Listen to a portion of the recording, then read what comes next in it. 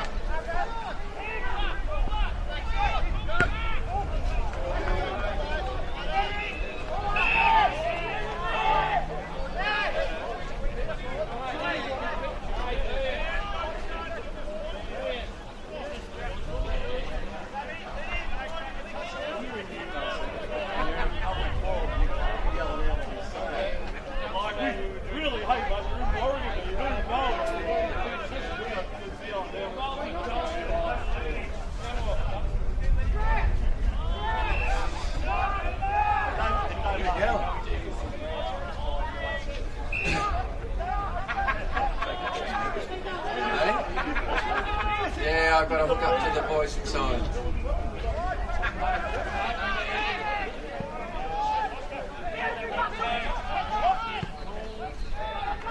The radio had been on it, I've got to be here. Even though I've got this dirty big pole in the way. I don't know who designed the place, but anyway.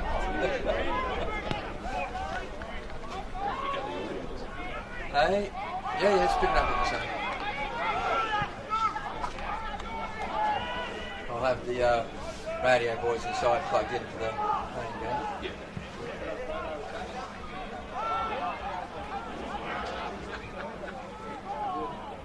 It's getting chilly, isn't it? That's why I got my ski jacket on for. Yeah, well, I think I'll be okay in here. Oh, you'll be right here, Unless it comes this way. No, it comes in this way. Comes from behind us? Right, okay.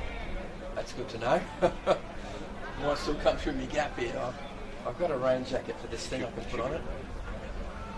I'll have to get I should get that rain jacket out actually just in case.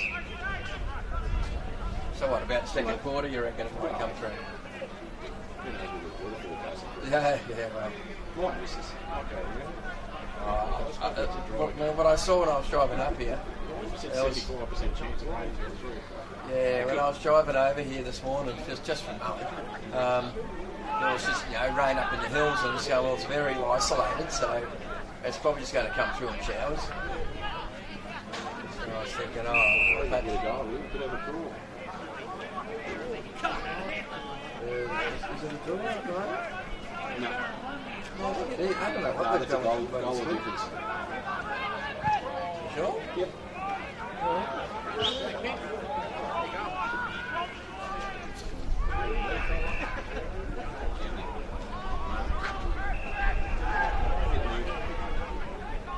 So I'm taking it over the corner. We've got 15 minutes. They could go less, that's right. Depends on them usually if they're behind. I don't think they are though. I think they're pretty good today. I think they're pretty good today. Was it 20 past the other game starts? Yeah, it's just gone 2:03. Oh, not the chances it's a draw. It was Buddy Lowe's come back. Right in front of the bloody thing, not the right spot to be. Oh, he handed it off. Should have just went back and had a shot. Jesus. Right.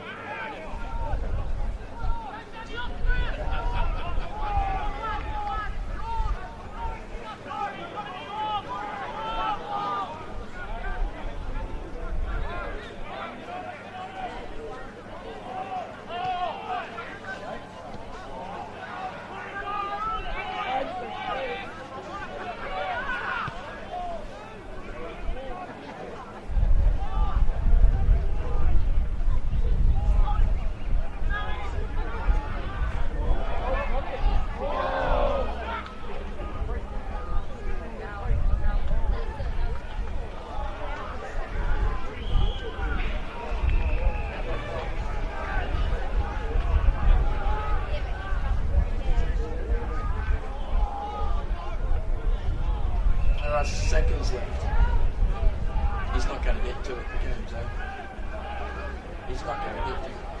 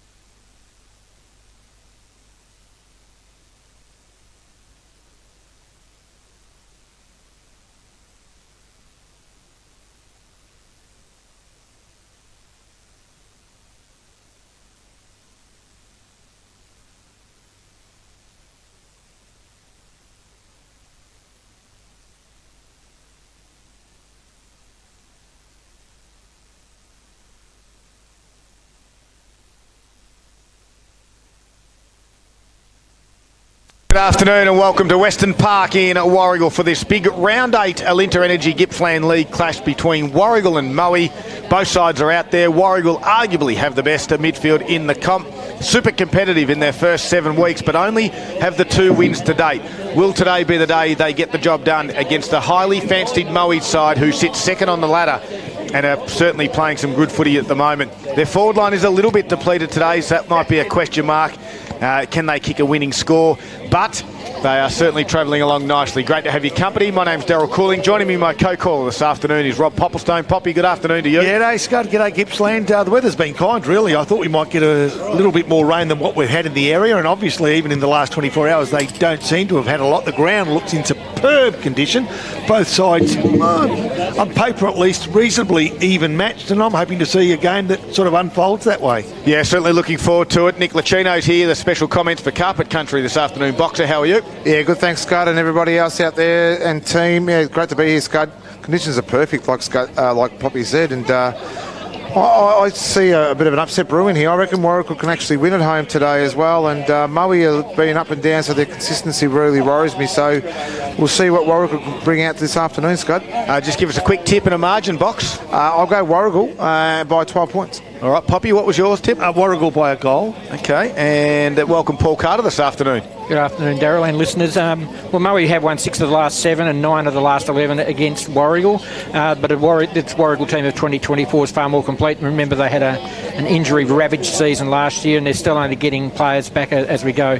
I still favour Moe. I think Moe are the better form team at the moment, and I think by about 9 points. All right, I'm going to go Warragul as well, so that means we're going 3 of us are going for the upset. I think Warragul might actually win by a point in the end, Boxer, with a kick after the siren. Oh, wow. He's getting quite specific now. He's sticking his neck out again. Well, we look forward to this all-important clash. Of course, the umpires are just about to get things underway for the first quarter. For Virtue Homes this afternoon, Moe will kick towards the city end of the ground, and Warragul kicking towards the Bawbaw Hills at the end of the ground. The umpire will get us underway, and the ruckman Smart will forget the first tap down, but Danaher was there to pick it off for the Lions. Kick around the body there was from Baldy, and that's Riley. Goes to half-forward flank, but Masterson for the Gulls have been in good form so far this year. Kicks it back towards his half-forward line. Stern was the target, and as you'd expect, Declan Kelty thumps it over the boundary line. Yeah, let me make an early call. Sorry, Nick. Let me make an early call. Watch out for the contest between Hobbs and Baldy. Speaking of Riley Baldy, there is going to be fireworks. No question. 100%. The midfield's going to be fantastic to watch all afternoon, and Hobbs nearly got his hand on that one, then shoves a player out the way. Smart shuffles a handball out to Danaher. That was his opponent, though. Van Dyke off the half-back flank. Under an injury cloud, but he does look okay early. Riley Baldy with a handball forward, close to the boundary line, and over it goes. Yeah, look, I know Stern plays forward for Warragul normally, but he's made a very big V-line towards Kelty as well, so I think there's a bit of a two-way theory plan in regards to how he matches up today with Kelty. All right, so Smart v Prowse, right half-forward flank, and it is Warragul into attack. Free kick goes Moe's way. That's the left half-back flank now, and the Lions will start to set something up from there. So, outer side of the ground, you reckon it's Danaher? Ben Danaher went short. Baldy's been busy. Reckon the 4th touch in the first minute. Kicks towards centre half forward. Nicely done. Mulqueen comes out, feeds it off, and the Gulls through the young fella there in Kent try to work their way through. They can't. And Moe apply the pressure, still inside their 450. They've got an open door, and going through that opening is Big Prowse, who was tackled just as he kicked, and it went through for a minor score. Gee, that was bread and butter for the big fella. First score on the match, and the Virtue Home scoreboard's come just on the 2-minute mark, 1 behind to Moe. So Warragul out of full back. Don't know which way to go down there. They eventually go to the far side of the ground. Finds Lane Ward on the outer side. Chip kick over the top. Good body work on that occasion by Olsen. And then comes back inboard to Cant, back to Olsen by hand, on the wing, good, smother by Riley Baldy, causes the turnover, Van Dyke inboard to Trent Baldy, right foot kick to half forward, Jacob Wood can mark it, centre half forward, turn and deliver to the forward targeted Eden, and he actually went more lateral than anything. Running forward now is Belfort. Does he get on the end of it? Yes, he does. Well done by Taj Eden. Just to wait for his teammate in Belfort to fill in that spot. and spot him up in the forward pocket. They've spread really well, Scud, the Maui side too. So once they've got possession, they've really pushed hard forward, allowing them to chip the ball around to players in good position, and it's just what it's done right now. The Lions, through Baldy, through a smother, was able to get that footy back in the middle of the ground. Causes this shot on goal. Balfour, left foot. It's across the face. And the Warragul defenders rush it through for another minor score on the Virtue Home scoreboard at the 3-minute mark of this first quarter. It's 2 behind, 2 points to Maui. Warragul yet to score. All right, so it is Lucy for Warragul, brings the ball back into play. Out of side of the ground, he chooses to go. Can't find a teammate and falls across the line despite the best efforts of Jesse Siddle. So there'll be a boundary throw in at left half forward flank. Maui into attack, and they've done most of the attacking in the opening minutes of this first quarter. Gippsland Live's game of the round. It's a beauty too. Warragul v Maui here at Western Park. Warragul, perfect conditions, 2 evenly placed sides. It's a quite interesting setup too behind the ball as well, because it's all man on man. Normally when they do press up, they allow players a little bit of space. It's all man on man at the moment. Lucy at the stoppage there, wrapped up in a strong tackle. And the umpire, top of the 50, will ball this one up as well. So far side of the ground, we've travelled 4 minutes now, and it is a 2-point margin. Hasn't really been in Warragul's forward 50 as yet. They twist and turn out of the back half there through Rasso, goes backwards by hand. He won himself a free kick. So Rasso kicks towards the wing, going to turn it over, and Ben Maslin takes the uncontested mark in the end. Maui have been really good with their defensive setup at the moment. That kick beautiful to centre half forward. Can find a target. Is it Mulqueen? He drives it in. Inside forward 50. It was Blackshaw in the end, but picking that one off down there.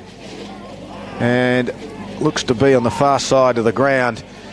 Mulqueen? No, sorry, it's McLean, I should say. So he went with a sideways kick, and now all of a sudden Albie Phillips has it. In the defensive back 50, goes towards Cant, who presents nicely, went for the chest mark, probably should have got his hands out on that occasion. Sim at ground level, put a strong tackle on, and we'll have a stoppage 55 metres out for Maui's goal. I was surprised that the young fella in Cant went for that ball on the chest, because watching him in the warm-up, he was taking the ball right out in front and doing it beautifully. So under game conditions, maybe made the wrong move as Warragul gained possession, but only momentarily. Finds itself over the boundary line, just near the intersection of the forward 50. Maui into the attack, kick into the right of radio. Maui 2 behinds. Warragul yet to score. We've played 5.5 minutes of this first quarter. So boundary throw in, Smart in the front spot, had 2 taps down. Lane Ward couldn't take it with him. Danaher will let Hobbs pick the footy up, but over the boundary line they go. It's a bit of an arm wrestle, Scud. I think it's just one-on-one at the minute is really confusing the Warragul side too. They haven't got that space they like to play, and they just can't get that ball out of that defensive 50 at the minute. So back into the field of play again. In the front spot there was Prowse. Down in the front there was Baldy. Gives a handball off to a teammate who kicked around his body. And that was Golds. And it stays in the field of play. Trent Baldy's there to keep it in, but no, pushing it over was Xavier Olsen, a youngster for Warragul. Boundary throw-in. So right half forward flank. Maui continuing to apply the pressure. And at some stage, something's got to give. Maui is hoping it's Warragul. And Warragul are hoping to clear the area and threaten their own goals, but at this stage, they're finding it hard to do so. Ball in dispute near boundary. Boundary wins out again. 40 metres now from Maui's goals. Maui are all over Warragul at the moment, but all over them. But they're not damaging at all with their possession or their skill or their actually goals at the moment. So a stalemate. Pop? Yeah, not a lot of room to wiggle for either side at the moment. Baldy might try to make something out of nothing. He's got several touches, feeds it out to Woods. Top of the square it goes. Could be a chance here. No, falls. Front of the pack, and Warragul out of trouble again. They've got some numbers, but can they get anything up forward? They can't. They're still in their defensive 50 and trying desperately now through Mulqueen. Kicks all of 55 metres to the outer side of the ground, and the race is on for the pill at around about that area. The umpire will take control. There'll be a ball up. It's just like eating popcorn at the movies, watching the previews. You're just waiting for the real deal. Come on. Well, like it, Nick. We're 7 minutes into the first quarter. And we're waiting. We are. Danaher from the stoppage, kicked straight down Lucy's throat, kick around his body. Lucy tries to go to half forward. Couldn't do so. Maslin again for the Lions. Gets it. Repels it back to half forward. Warragul defence under all sorts of pressure. Siddle comes to attack it hard and wrapped up in the tackle And he'll hold it in. The ball up now at half forward for the Lions. There's just no space, Scud. No player's got space across the ground. So if you win possession, you handball into a one-on-one. Warragul do this, though. They do this, and they'll close teams down. Let's see if they can stop this one. Sim, top of the square. Good one. Prowse, front of the pack. They need a winner. They've got one. Quick kick from the pack. I think we've finally seen a goal. And the goal comes from Makepeace. Nice start for the Lions. Well, that's definitely a contender. Our first contender for the Zambrero goal of the day. It was a quick kid for a big fella too. His reaction was very good. It was a quick release, great goal, good start to Moe. And on the Virtue Homes scoreboard, this first goal has come at the 8-minute mark, and it's an 8-point lead to Moe. They are 1-2-8 on the board. Warragul yet to go inside their forward 50. Well, interesting, as you said, just on a time where they were trying to clog things up, the Warragul defenders. That was beautifully done by Makepeace. He's a big body boy too, Scud. He shows a bit. Prowse tapped it down to Baldy, then gave it to Collings. He just coughed it up back to the big ruckman in Smart, then kicks it forward. Bit of open space. Hobbs is there, gives it backwards to Ward. Left foot little chip kick. Looking for a target on there. On that occasion was McLean. Couldn't take the mark, but fights hard at ground level. Does Kai McLean. Geez, they've got a good midfield. Lane Ward, I love the way he plays at Hobbs as well. Smart. They've just got to take advantage of this talent in the midfield. The Smart taps it over the back. There's a nice little tap down, but Brock Smith wraps up Hobbs early. Scud in the AFL around the grounds thanks to Harvey Norman Gippsland Furniture. It's Hawthorn 6-4-40. They lead the Crows 2-2-14 in the second quarter. All right, Warragul into attack now, and they've got their best opportunity to apply some pressure to the visiting Moe side. The kick to the top of the square, well contested, ground level. Can they find a winner? Nearly did, but a kick smothered. Another one went forward, this time from Ward. And although Kelty's going to be the first player there, releases. Nice little handball it was too. Went looking for Morrow. Couldn't find that player. Gee, smart play by the coach of Moe as well. Stern, his opponent, went for the contest. He knew one of his teammates was going to go in the contest as well. Lagged off, was able and good enough to actually win the ball at ground level. Unfortunately, went out of bounds, so they've got a stoppage here right now. All right, Prowse with the superior height gets front position as well and easily won the tap down from that boundary throw in. The ball now just 15 metres from Warragul's goals. They're kicking to the social end of the Western Park. Since it's a big moment for the Moore Bowling Club right here, Pop. Yeah, they need to find a winner, don't they? Yeah. Quick kick forward, smothered. That came off the foot of Brock Smith. And now the umpire has called a free kick. Goes the way of Hobbs. And Moe not happy. Warragul ecstatic. Free kick right in front of goal. This should be bread and butter for the home team. Exactly what I spoke about. They need a big moment because they've been under the pump and we've travelled 10.5 minutes. They need this. I don't know if this is a big moment, but I'll tell you what, I'll be looking forward to critiquing this with Peter Carey at quarter time. We're not going to go through every umpire. Maybe this one. There was a bit of mayo on that one. Over the shoulder every day. There we go. Hobbs straight in front from 20 plus metres out. Umpire did not move. That's goal umpire. That means good news for the home side. They've registered their first score, their first major, Paul Carter. It's Warragul 1 goal straight, 6 at the 11-minute mark of the first quarter. On the Virtue Home score, they're trailing by 2 points. Moe sitting on 1-2-8. Classy player there, Hobbsy. When they rest him forward, though, too, because he's such a big body, it takes a really good matchup to cover him. And, again, he's just gone forward, played at the stoppage, won the free kick, and he's a classy player and put it through for their first. I know what you're saying, Box. He does that little shoulder sort of shrug and tries to get his arm underneath. But he's winning the footy and he's making a play at the footy. I think the call was right in the end, but I think he added a little bit of mayo to it as well. He picks the footy up, the arms go up. I think the umpire made a great decision. Well done. That's what I'm saying. Good work. Takes a little bit of time to get the footy I'm sitting back. here with Peter Carey, mate. I just got to make sure everything's under control. Absolute legend. Not too far just down from us as well. We're a little bit starstruck. He has umpired. Took one of the best marks ever in the AFL, just quietly. I wonder how many times that's come up. Yeah, I know, but it doesn't matter. It's First time ever. You can keep talking about it. The nod of approval. So Smart and Prowse again do battle. Smart tapped it beautifully over the back. Now they're starting to win a little bit of the clearance, although Lane Ward just tripped over, then lost the footy. Baldy gives it out wide to Balfour, who gave it back to Baldy. Right foot kick, half forward it goes again. Lucy will run back to this one, but coming out of middle like a steam train was Blackshaw. He won the footy. He gave it to Wood, and Wood drives it inside. The fly at the back. That man again who kept the opening goal in the first couple of minutes was Makepeace, and he's got another chance for another shot on goal. Yeah, I love that stuff, Scud. When you lead with intent and you're going to make sure people earn it, or players earn it in front of you, and be able to follow up, is incredible. It opens up the back space as well. Makepeace has started the game very well, and he's a big body, used his body well. His chance to kick his second right now. The lead by 2. The Lions. Makepeace already has one. 40 metres out, slightish angle. Wants it to come a little bit back from right to left, and it does just that. He spoke to it mid-air, and it stuck in for another goal. And all of a sudden the margin's back out to 8 points, and Riley Baldy's been busy, Paul Carter. Riley Baldy certainly has. I've got him down for 8 disposals at this stage and a couple of centre clearances. 13-minute mark on the Virtue Home scoreboard. We have Moe leading by 8 points. 2-2-14, leading Warragul 1 goal straight 6. I'm surprised probably though, because both sides are playing one-on-one in the midfield, where that fifth on-baller will come from. I reckon either side has to throw another midfielder in just to open it up so they've got that player on the outside so they can release the ball and get the ball inside 50. Yeah, so Hobbs has been damaging with limited possessions, but Baldy's got the edge on him at the moment, and this is where they're winning a lot of the game. Here we go again. Baldy grabs the Sheridan, goes to the right. Nice handball over the top. He finds his teammate in Callum Nash, who goes inside forward 50. Nice lead. Nicely taken, though, at ground 11 by Taj Eden. He goes for goal. No. And I tell you what, that is, my friends,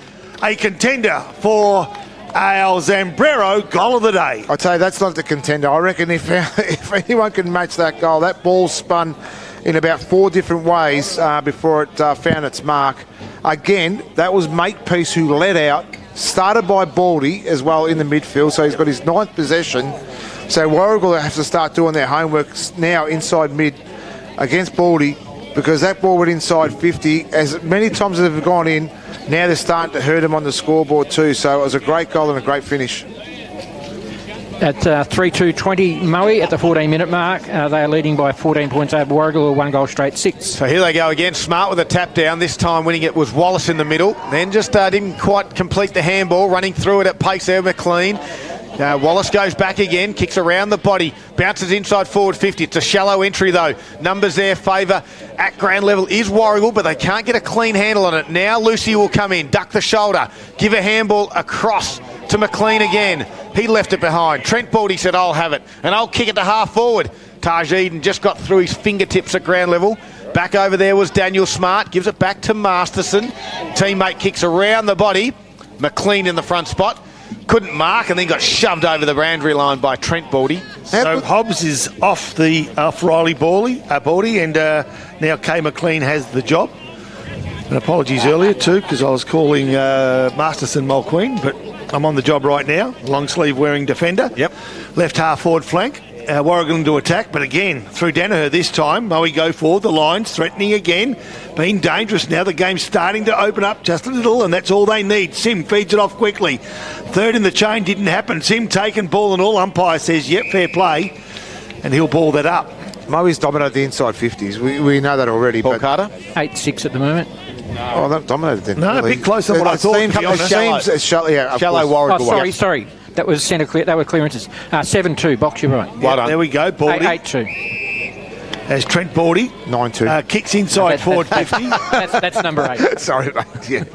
Don't confuse me, Box. Yeah, I'm sorry, mate. There's a free kick downfield by the look, was it? Yep. On Baldy? Yeah, okay. And it's going to go the way of Makepeace. Now, if you can make this 3 inside the first 17 minutes of the first quarter, I'd just go home if it was me. My job's done. Yeah, I think you would. But this one didn't come off the boot as he'd like across the face of goal. It's got a bit on the fat side now. Sim works hard. He rows beautifully, as he normally does. But the pressure's on. Wood feeds it off. 1-2. Can he get it back? They can't. Yeah, nicely done. Last line of defence will be Lucy. Jack Lucy.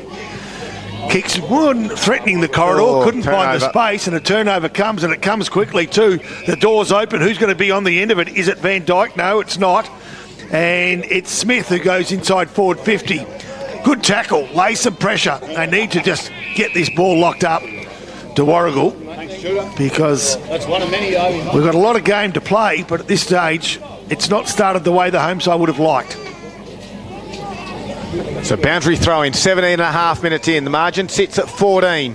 Under pressure, the Warragul defence from the stoppage. Danaher busting through, not quite. Had to squeeze a handball back out towards Wood. He ducks under 2 tacklers, kicks around his body to the goal line. Jacob Wood just does not go to ground. Never does. He's so strong at the hips as well, and he's been doing that for years and years and years. He's a great leader of the club. Unfortunately, he didn't get the reward for effort. 15-point margin. Virtue Home scoreboard. Jack Lucy to bring it back in. He's taken all the kick-outs for Warragul so far. Right foot outside it goes. Smart was the direction. Trying to work hard was Phillips. Ground level little handball underground for Moore. They get it to half forward to the Warragul side without being too clean, but they got the pressure on. Handball back from Morrow, went to a teammate in Maslin, and it goes over for a boundary throw. Got some quick scores around the grounds thanks to Harvey Norman Furniture Gippsland in the Gippsland League. Bairnsdale have a 4-point lead over Lee and Gaffer. Morwell trailing big time against Sale, 5-1-31 to 1 straight. Warragul 4-3-27 to Maffra, just the 3 points. Of course, these are all first quarter scores there in the Gippsland League. That's all thanks to Harvey Norman Furniture. And the last one there, Druin 2-2-14, Thaggy yet to score. And right here at Western Park, it's Murray 3-3-21. Warragul 1 straight kick, but into attack as we speak, threatening the forward 50 again. Finding it hard to find a winner. Nicely done, ground level. That was young Harrison Kent, couldn't find a gap. And eventually the ball spills over the boundary line once more, just near intersection of forward 50. Just that midfield pressure from Moe at the moment too.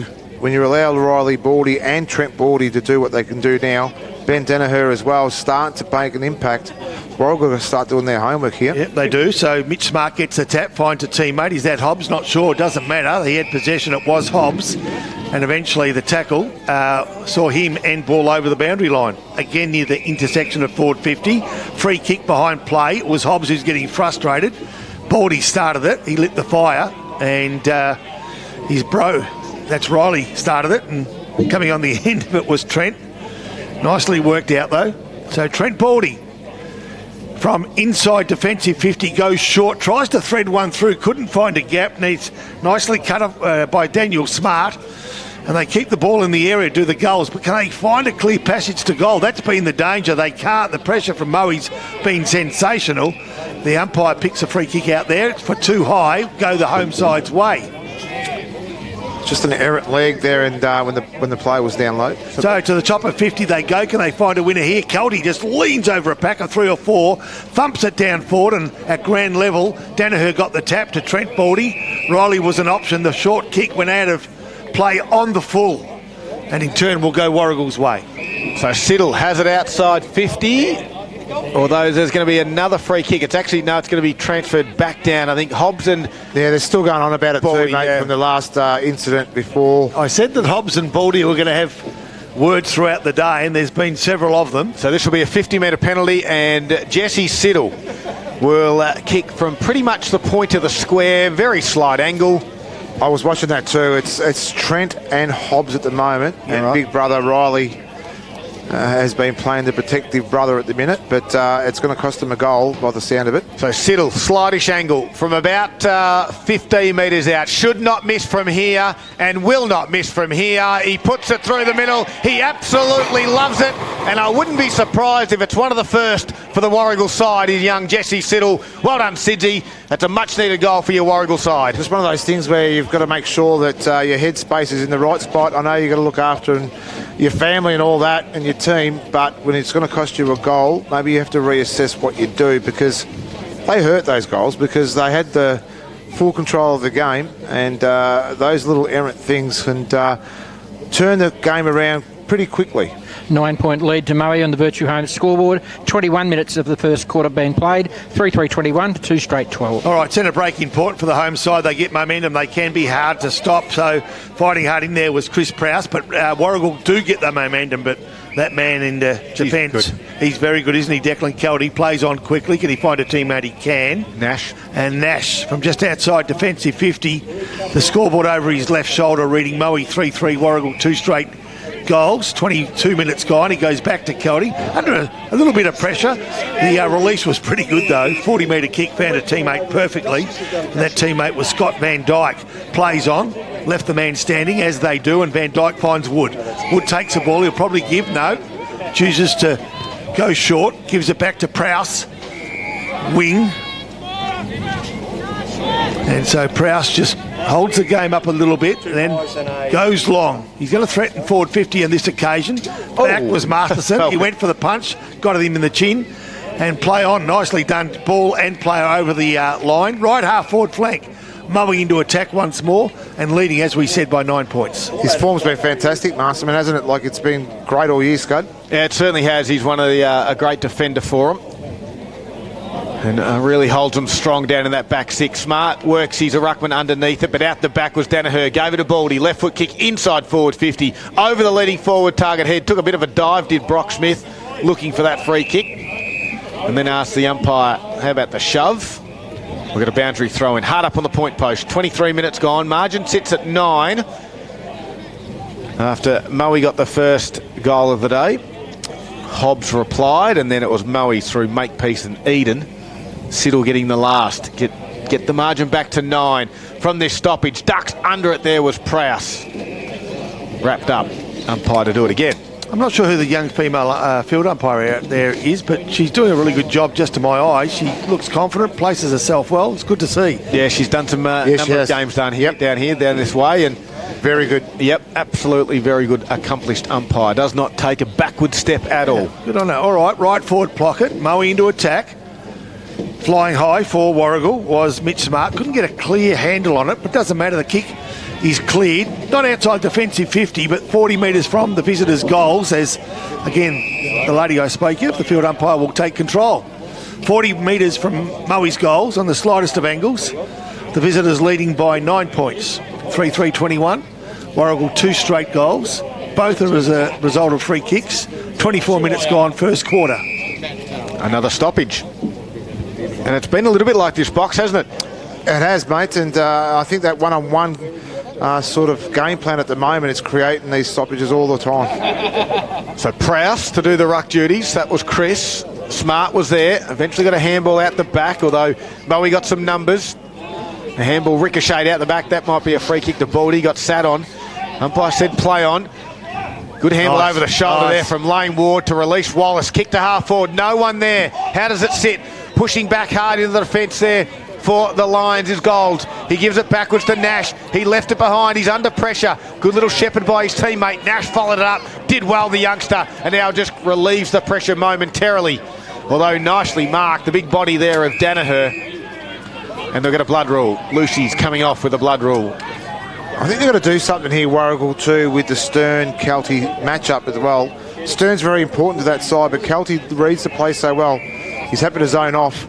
Maybe they just got to go one-on-one with Kelty and try and free up Stern. Danaher squares it out to centre half back. Maslin can go further afield. Out wide to Gould. And Gould goes to half forward. Nash is there, finds him. Looks up.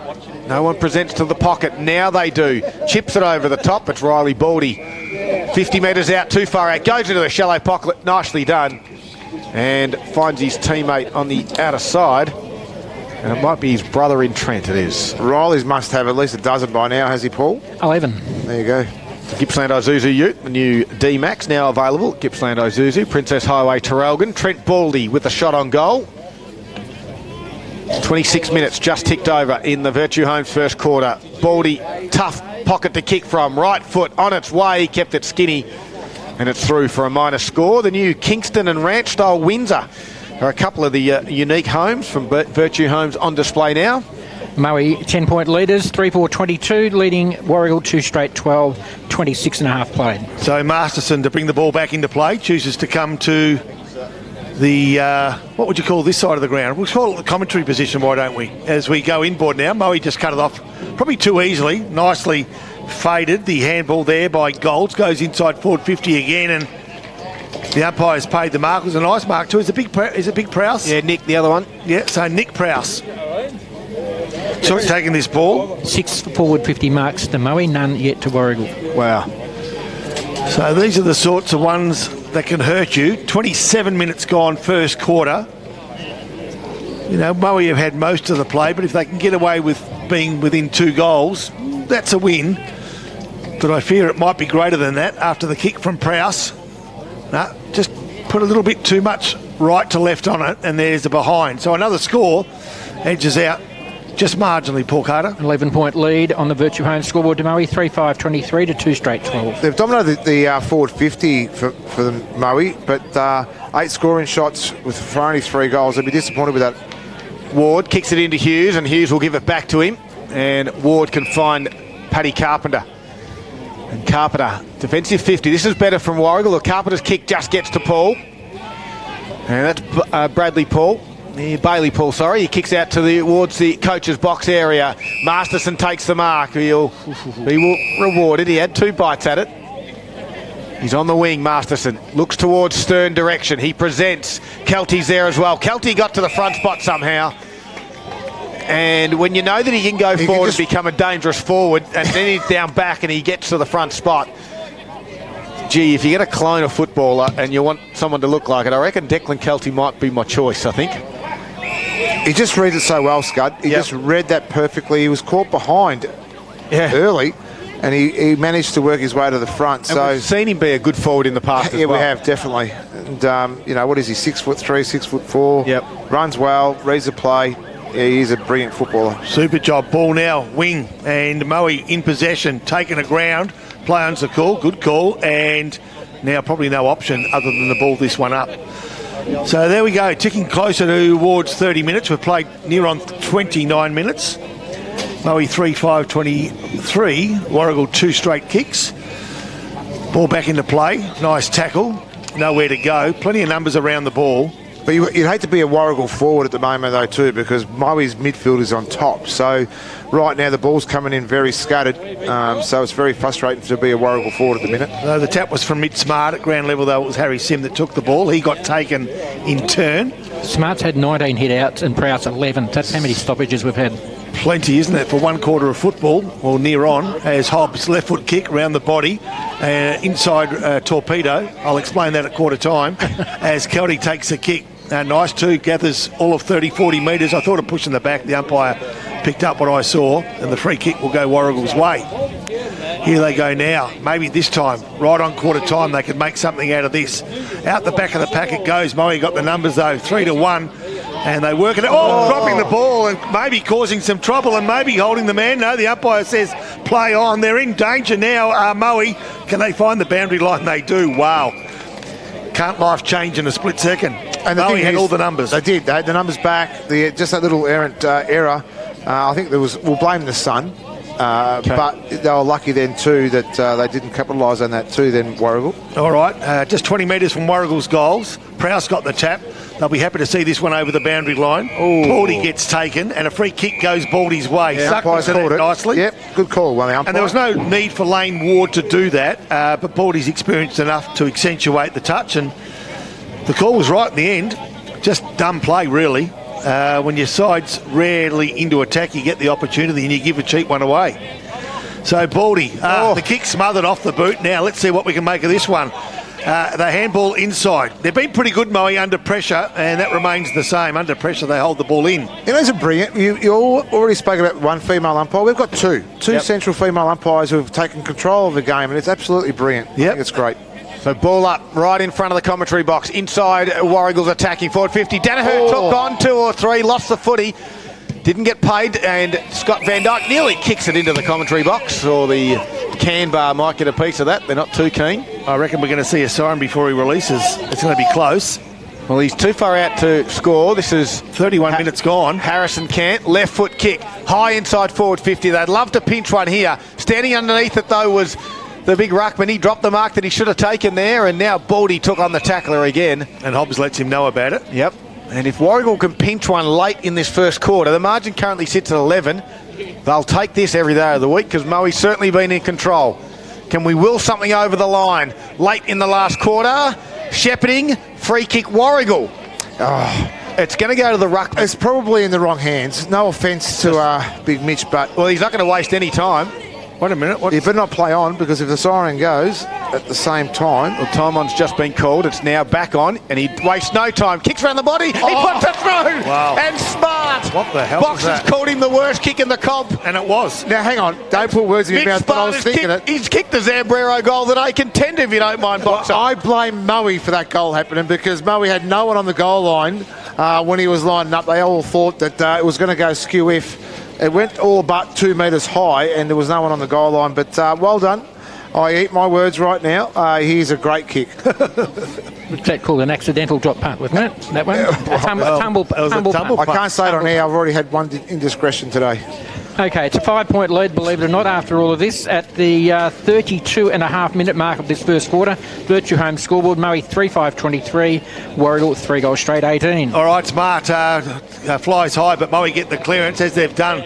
Can they also get a late one? No, they can't. Quarter time gone. Wow. We've got a game on. So despite Moe having most of the play and winning most of the key areas, guess what? We've got a game that's separated by just 5 points, Daryl. Cool. It certainly is. 3 straight 18, Warragul trail Moe 3-5-23, as Poppy just said. A 5-point margin going into quarter time, an entertaining one here down at Western Park.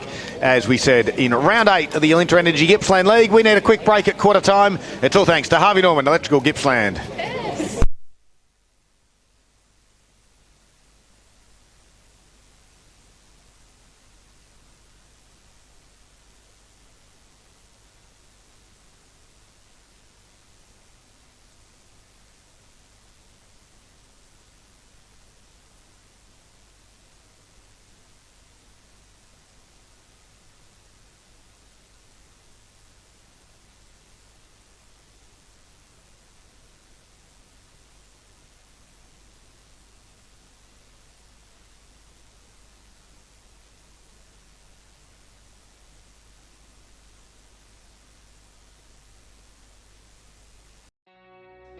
It's time for the Gippsland League Top 5 from Round 7.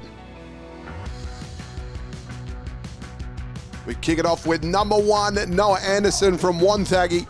Got the hand pass out of the pack, outside of the boot, bending it around, kicking a great goal.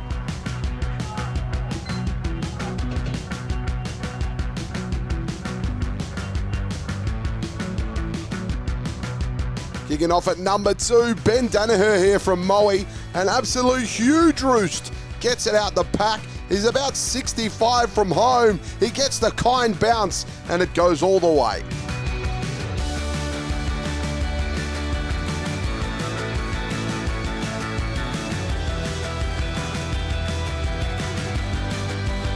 Number 3, Jack Lucy here from Warragul. Gets the ball out the pack, gives the don't argue, and then goes around on the left and finishes nicely.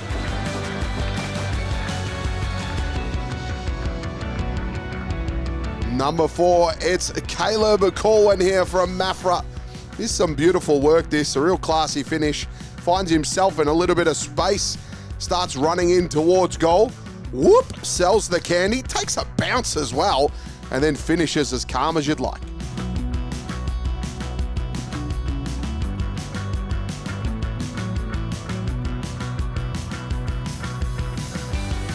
And number 5, it's Brandon McDonald here from Morwell. Takes the clutch mark. All the boys are celebrating, but he had to go back and finish it. And he does, to kick the match-winning goal to give the Tigers the win.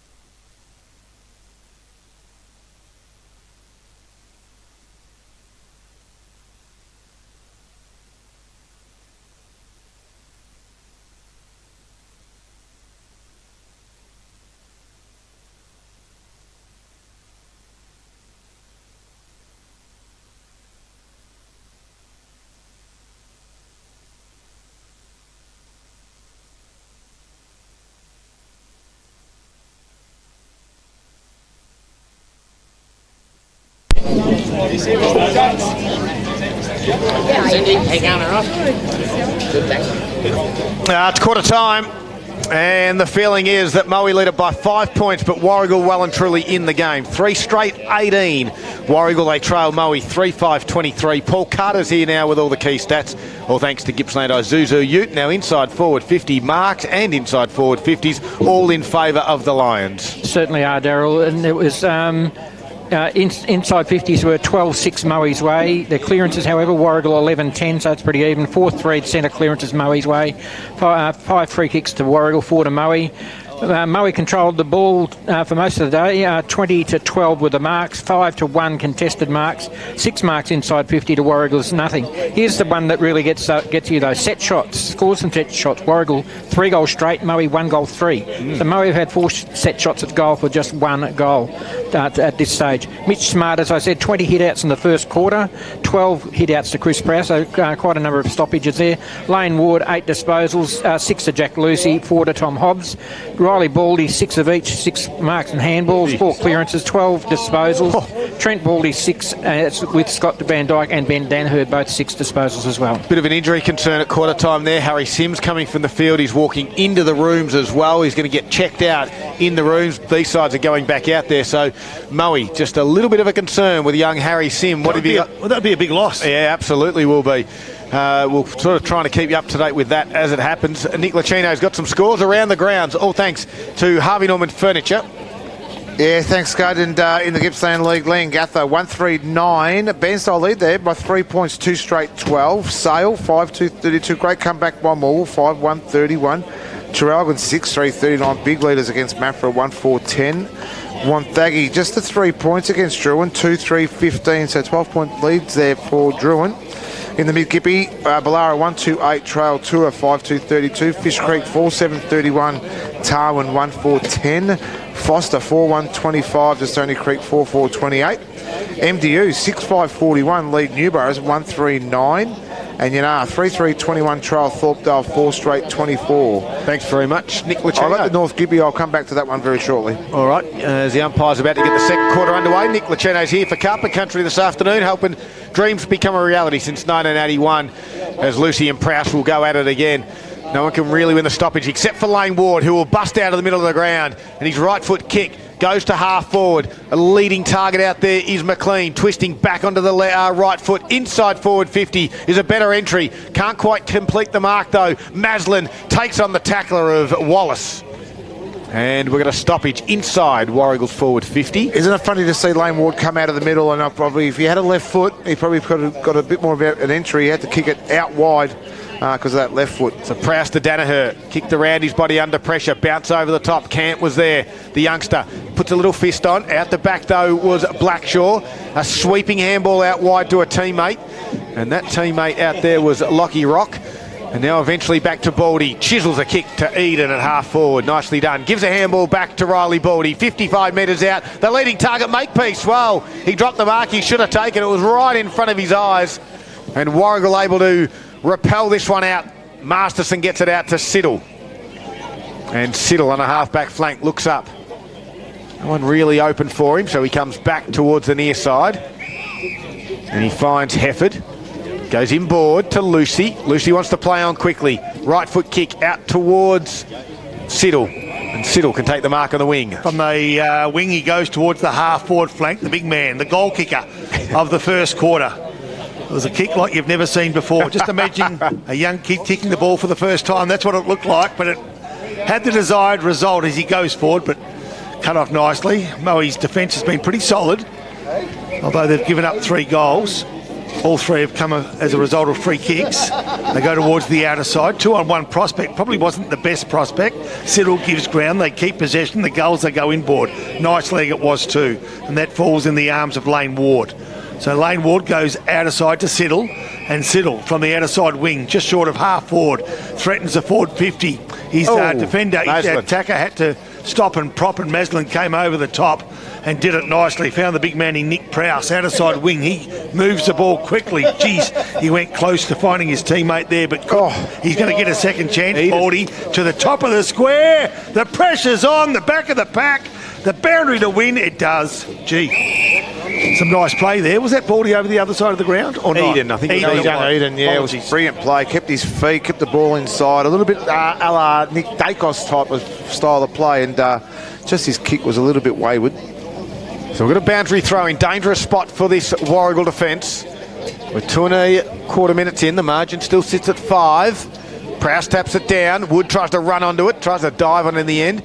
Overrunning it there was Eden. Somehow got the footy back. Gives a handball to Wood. Took on the tackler. Got boot to ball. Goes towards the boundary directly. Have you got any soap?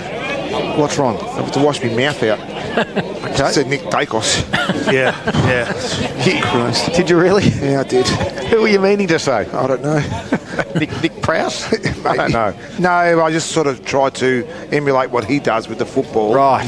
What Eden had just done on the boundary line. That's fine, we understand. Yeah. So boundary thrown again. Same spot as a couple of moments ago. And this time, Smart got the tap down. Ward over the shoulder, handball to no one in particular. Wood overran it. Masterson head over the football. Umpire was blindsided. Play on was the call. Wood dives on it again. And Masterson just going to be a little bit slow to get up. Just promise me, though, that you won't let me do it again. I won't. Okay? All right. Ball to be thrown up 30 metres from Moe's goals. Over the top, Prowse at ground level. Taking the ball was Lane Ward. Lane Ward in turn was taken by Baldy. Umpire says free kick Ward's way. Looks to the left and then now to the right. And thinks he might go actually down the middle. That was a nice leg too. Presented beautifully there was Bailey Paul, who runs onto that left leg and then kicks towards centre half forward. Good lead, good take, and off they go, they might. And that's going to go through Isaac Wallace. Wallace inside forward 50. Good take back of the pack. And I reckon that one might be Stern, Tom Stern. Those orange boots. He's got a short option. Well, it's deep in the left pocket, but it's a good option. Good vision, good leg, and he found the bloke he got it from, Isaac Wallace. Yeah, it was So great a good work piece there of by play. Stern. It was definitely great work there by Stern. It was a great leap, great mark. He broke the shackles away from Kilty as well, who's been on top of him all that first quarter, and it was a great little confidence build for him as well, and the kick was just as good. So this is a rare opportunity for Warragul to hit the front. Yep. If Wallace can goal from deep in the left pocket, not the great side for a left footer, but off the boot, it's a beauty, and the home side have hit the front, and we didn't see that one coming. That was a great kick. That could be another contender for the Zambreros goal of the afternoon. Absolute ripper on the wrong side for the left footer. What a goal. You've written him off. Boxer, he celebrated straight away as soon as they come off the boot. He knew, but Poppy had written him off as well. So it was one of those things where just that mental telepathy between forwards just worked out well. 5 minute mark of the second quarter is Warragul 1 point in front. They haven't missed some set shots, 4 for 4. 4 goals straight, 24 on the Moe Racing Club scoreboard. Moe 3-5-23. Have they led for any other time of the day, Paul, or was No, that they the first time? No, First time. They've kicked the last 3 goals of the game. We have a game on down here at Western Park. Smart goes high, tapped it down. Running onto it though was Brock Smith. Handball to Balfour, who left it behind. Trying to soccer it off the ground there was Moore. Hobbs was able to pick it up. Lucy eventually kicks it back to Wallace again. And a contested mark inside forward 50. Was nearly going to give it off to the running Ward. He's a good size, this player too, isn't he? Like he's just sort of like a la little Hobbsy as well, because he's well built, isn't he? 2 good recruits this year, Lucy and Wallace, both coming into the side. They are good mates. Well, distance the only problem. Accuracy on the back of what he did just a few moments ago won't be an issue. Let's have a look at it. Right on 50. Runs around a little bit to the left. Thumps the ball, mind you. Accuracy doesn't Not quite quite get right. there. There could be a big mark by Stern, who goes up, roved it again, went straight up and down with a kick. And it took the big Declan Kelty to thump it through for a minor score. Warragul are pressing.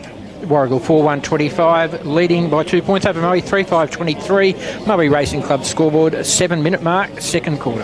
All right, so right now Scott Van Dyke to bring the ball back in for the visiting side. The Lions come grandstand side. It's a 2-on-2 prospect. Prowse flew high, back of the pack. Taj Eden taken without the ball. The umpire says dropping the ball.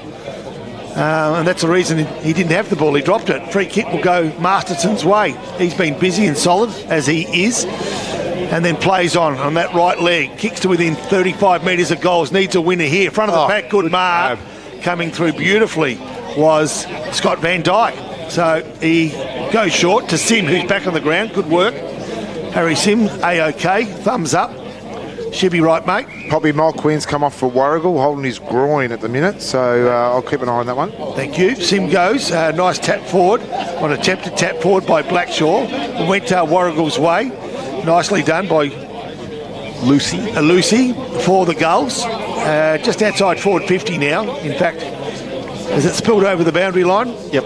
It has, thank you. And a boundary throwing to take place. 60 metres from Warragul's goals. They lead by 2 points. 4 goals, 1 to Moe. 3-5, 8 minutes gone, second quarter. Furthest point from our commentary box over to the netball court. We'll get you up to date with the scores too, because that's a cracking game of A-grade netball between Warragul and Moe. Top 2 sides in the comp there. Boundary thrown occurred, nothing really happened. We've got a stoppage now about the top of the 50 as Warragul are inside 50, but only just tapped that down there by Prowse and then got his own clearance away. Into the middle of the ground it goes. Harrison Cant's been good. He handballed to a teammate. They go back to Masterson. The kick was smothered by Sim. Here's Moe's chance. Can they get some numbers around this football that's in dispute at the moment? They can't.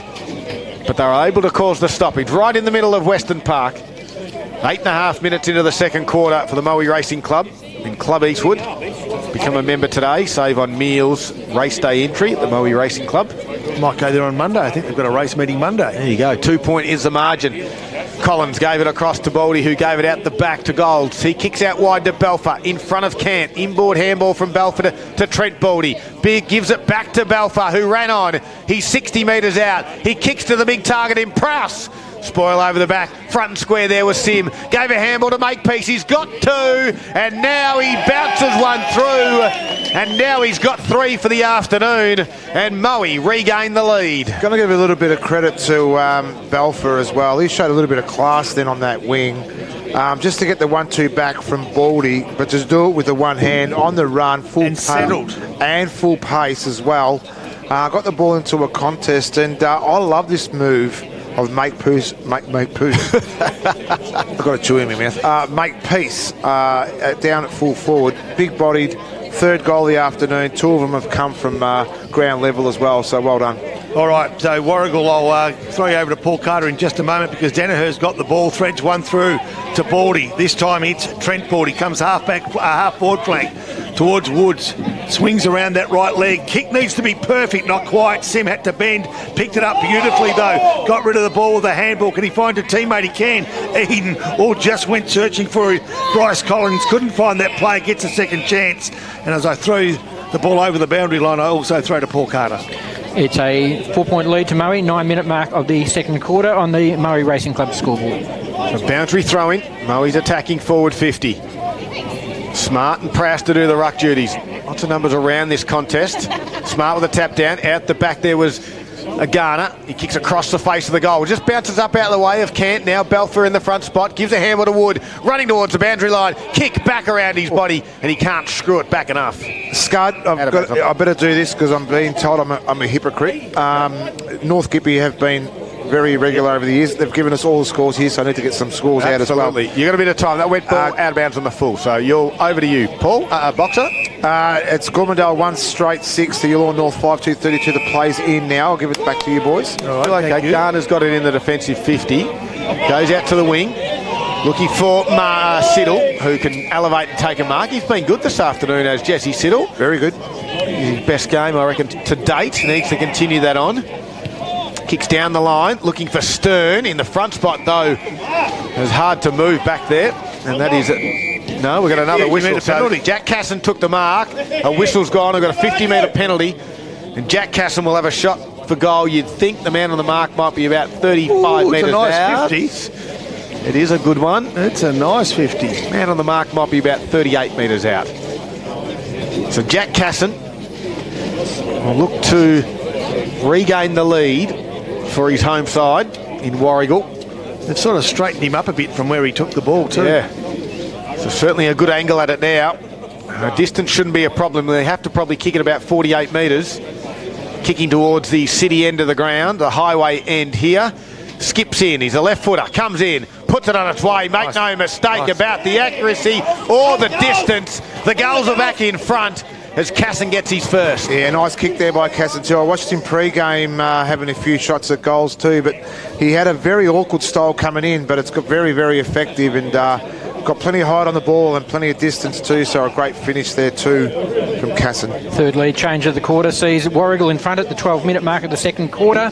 The Moe Racing Club scoreboard has the goals at 5-1-31, leading Moe 4-5-29. I'll keep going with the North Gippy scores as well. Hayfield 5-6-36 to Sale City 3-2-20. Yarram 4-4-28. Cower 4-7-31. Churchill 3-5-23, Woodside 2-4-16, and Glengarry 1 straight 6 to Rosedale 3-4-22. Thanks to the North Gippy for those scores. It's all right. Ball back in the centre of Western Park. We've got a game that's pretty close, haven't we? 2 points the margin favouring the home side, and here they go forward again, if only getting a favourable bounce. Levi Moore tried desperately and now does. Can he keep the ball in play? He does. Also behind play. Keep an eye on what happens there, Scud, because Baldy's got the ball now for the visiting side. Handballs over the top. He gets taken too, and taken hard, and has not moved, and he's usually pretty tough as Sim has the ball. Left half forward flank. Good tackle again. Ball held in. Umpire says dropping the ball. Well, the bar's been lifted. Let's see who responds. There'll be a response, make no mistake. Baldy wants to stay on. He's been taken off. And Warragul now have the ball in their hands through Harrison Cant. Kicks towards left half forward flank. Finds a teammate there, and it was a good mark in the end too. Can't pick the player at the moment. But they, nevertheless, the home side goes inside forward 50. And on the end of that is Tom Stern. A lot going on off the ball there. Keep going, Pop there. Thank go you. Forward. Stern goes inside, poor kick. Gives it up just 20 metres from Warragul's goals. And now the Lions will defend. Yeah, they do. They come out the Morrow to the near side looking for a teammate in goals that couldn't quite complete the mark. Now they're under pressure is Danaher. I was just about to say there's a lot going on off the ball, even off the field as well. Off the field, Scud. Baldy comes off. The coaching staff give it to Baldy. That's the opposition coaching staff. Baldy wanted to stay on as well after he got dumped.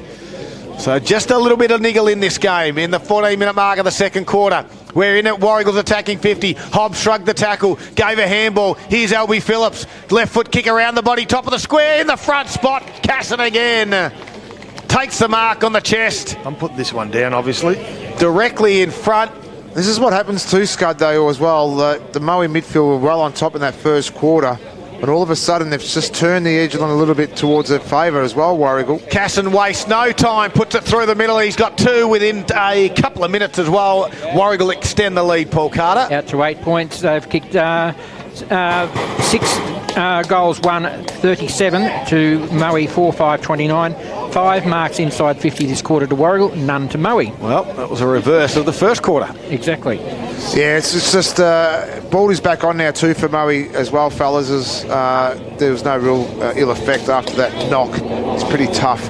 But it's that midfield from Warragul that's really got him back in this game at the moment too. So see what goes from here. All right, Daniel Smart will do the ruck work for the home side. Does he get the tap? He does. When searching for a teammate, Baldy had that teammate in hand. And the ball is given back to the umpire by Rasso. Here the choppers over the top. Coming in for a close look at what it's a good game as Baldy gets the ball. Geez, he's tackled and thumped by his own teammate. And the ball was held in. Well, what started off as a great day for Baldy has turned into a bit of a nightmare. He's been involved in a couple of car crashes. Oh, he's holding an ear as well. He's holding an ear. In fact, I think he picked the ear up and he's trying to stick it back on his head. The ball bounced down. Nicely done. It was taken by Lucy. Feeds it off. Play on's the call. Not much room to move for either side out there, and the umpire assumes control. Centre of the ground. 8 points the margin. The home side leads 6-1, 37 to Moe 4-5-29. Trent Morrow grabs it out of the ruck, kicks it to centre half forward, Sim direction, can't complete the mark. Coming through strong on that occasion was Hefford. And Sim wrapped him up, and a little bit of how you're going down at ground level. It's just the beauty of taking advantage of the ball when it comes inside your forward 50, isn't it, at the moment for Warragul. They've had the most inside 50s, and they've capitalised every time they've gone in. So we're going to ball up. We have Halimed 1 doing a few laps around the oval. Hopefully nothing going on too far away from us at the moment. You can hear through our effects mic. It is very, very close to Western Park.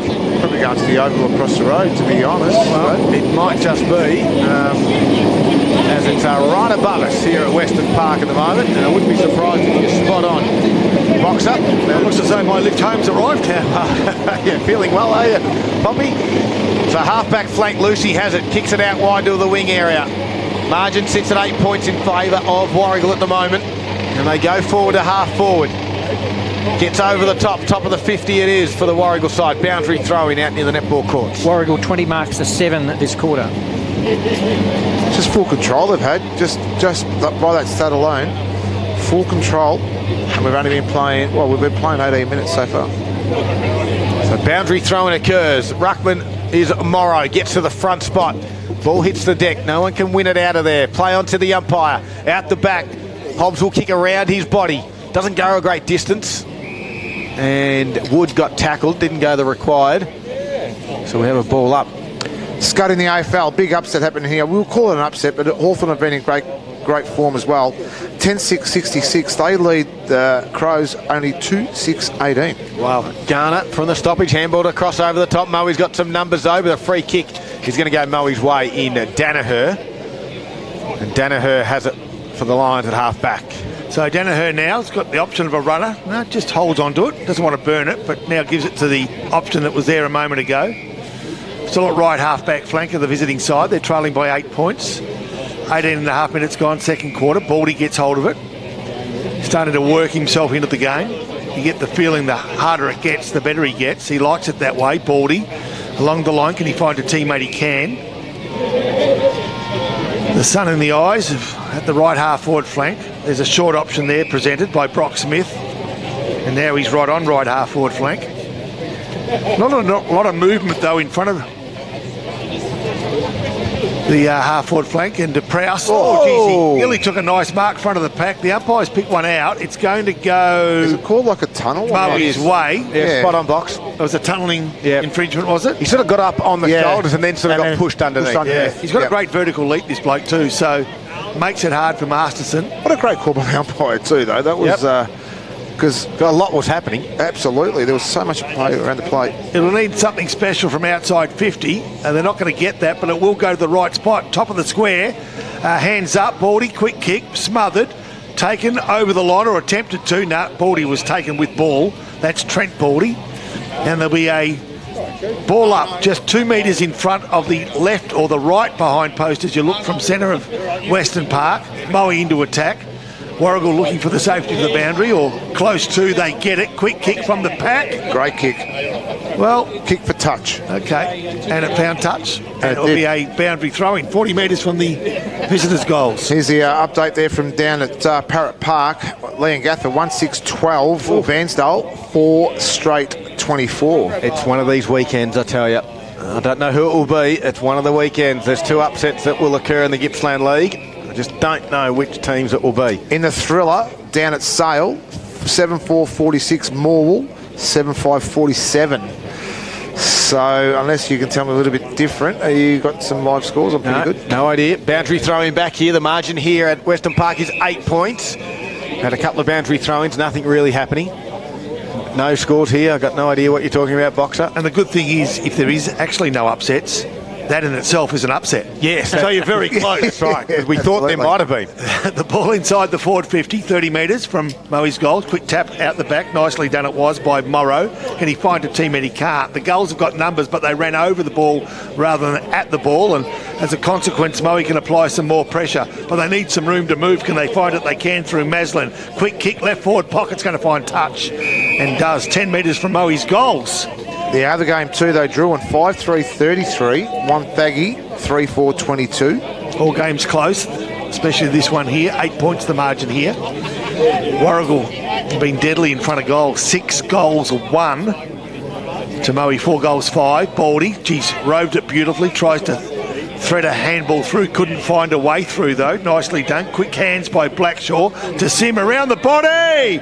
And one hand up by Lachlan Rock wasn't enough. Couldn't get a hand to it. It was tackled beautifully. And the ball spills over the boundary line. Warragul wanted the free kick. Probably should have got it. Smart play there by Sim as well. If Rock marks that ball, we will call him, Sim a genius, but he just didn't get just the kick had a little bit too much length on it. So boundary throw in.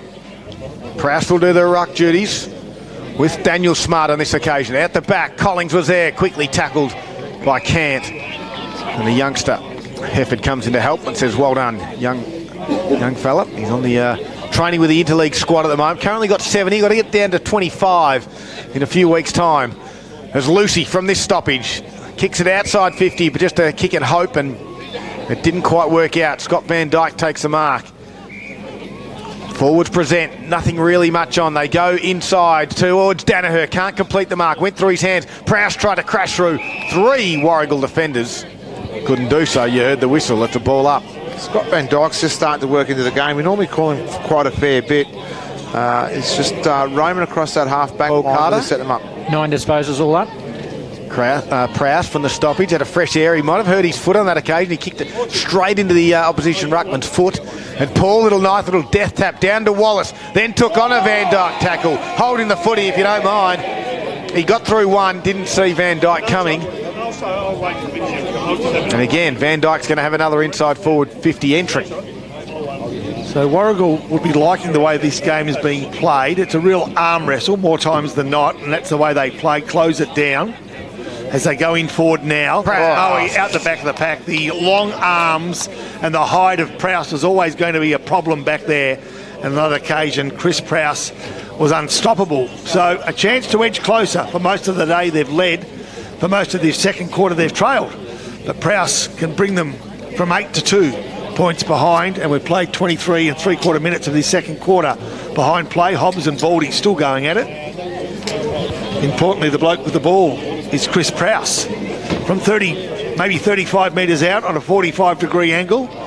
Off the boot doesn't look too bad. I tell you what, he's pretty happy with it, so he should be. Nice leg, good goal. Moe are on their way. He makes you think about the kick, because once it comes off the boot, you don't know where it's going to go. It's just that awkward style that Prowse has got, but it's a great finish. But more importantly, the kick coming inside, I don't recall who done the kick originally. Scott Van Dyke. Van Dyke. He just measured it beautifully, because you know that was a bit of a mismatch down forward, and a great little finish there by Prowse. 2-point margin in Warragul's favour. 24-minute mark of the second quarter.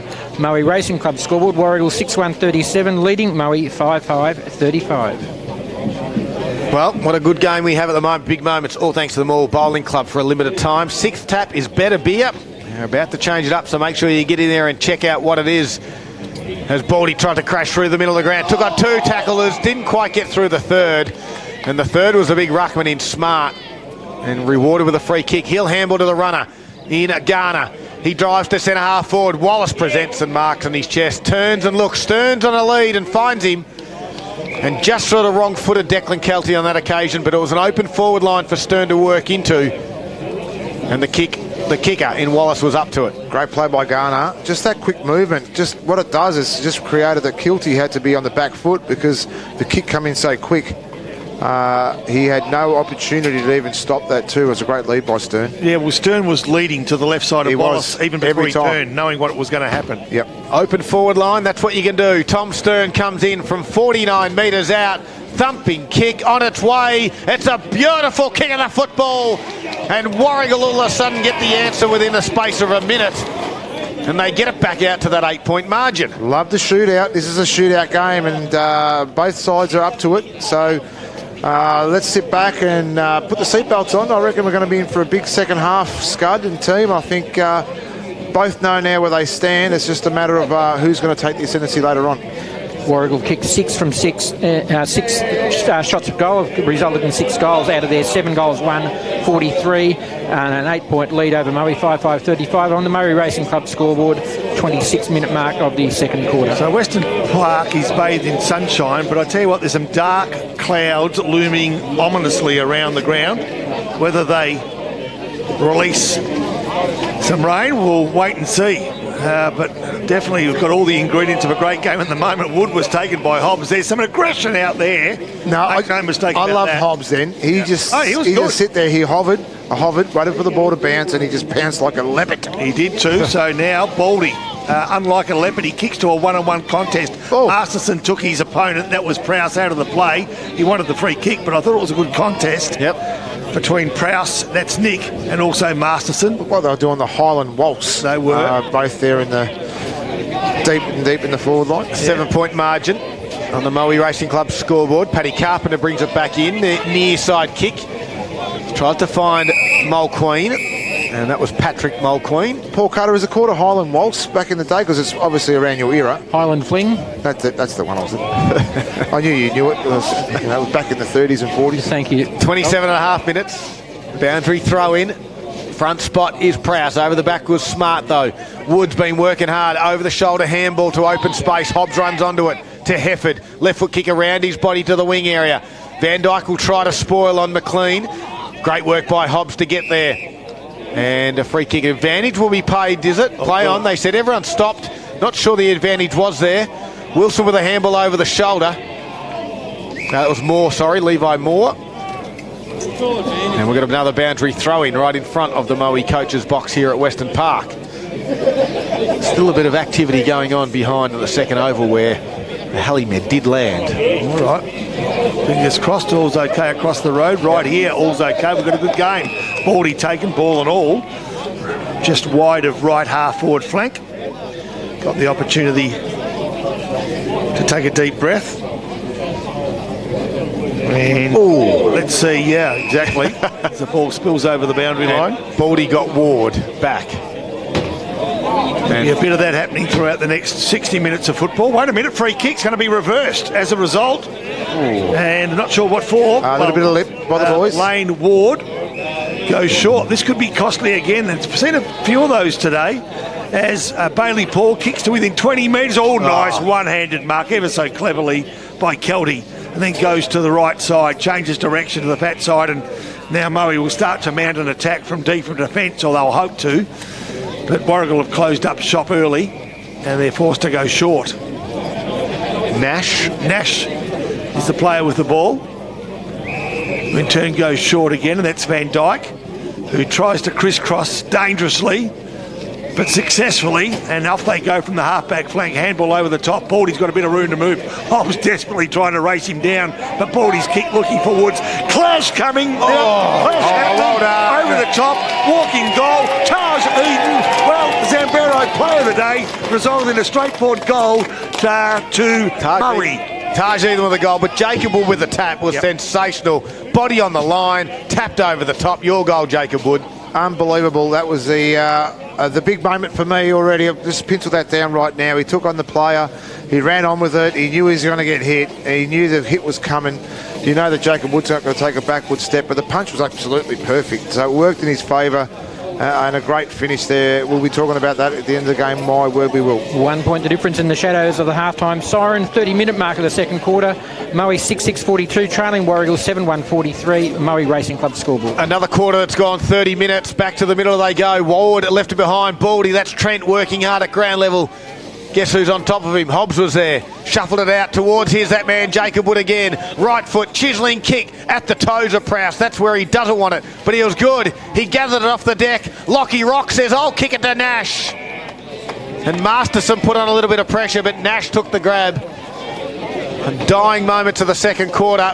They want Nash to have a shot. The siren can't be too far away. Coach's nightmare, the red time goals as well. You know, you just let these ones slip through. Warragul had a good lead.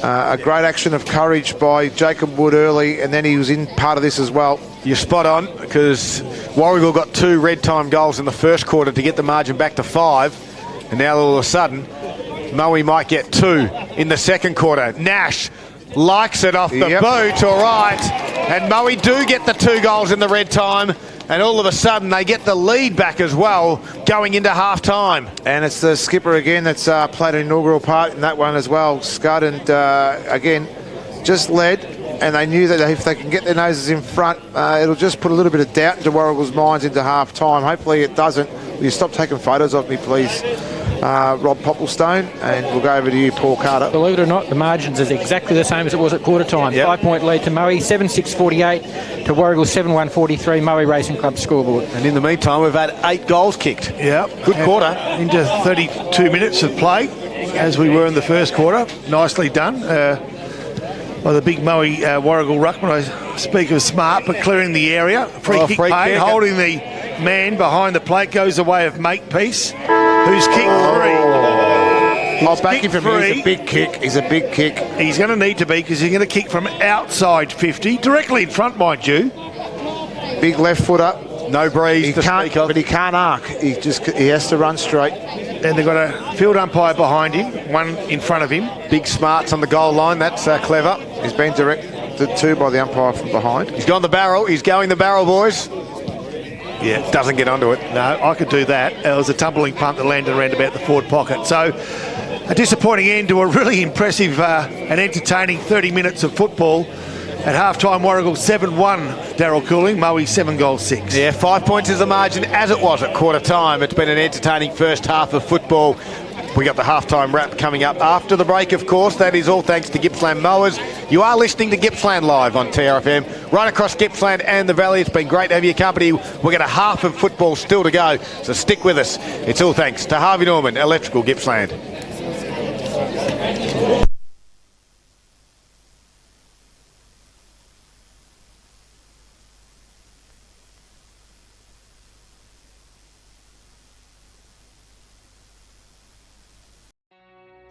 It's time for the Gippsland League top 5 from round 7. We kick it off with number 1, Noah Anderson from Wonthaggi. Got the hand pass out of the pack, outside of the boot, bending it around, kicking a great goal.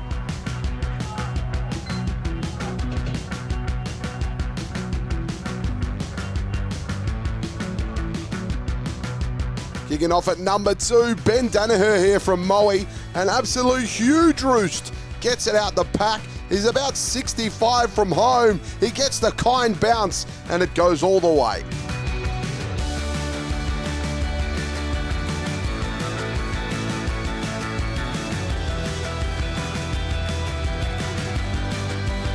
Number 3, Jack Lucy here from Warragul. Gets the ball out the pack, gives the don't argue, and then goes around on the left and finishes nicely.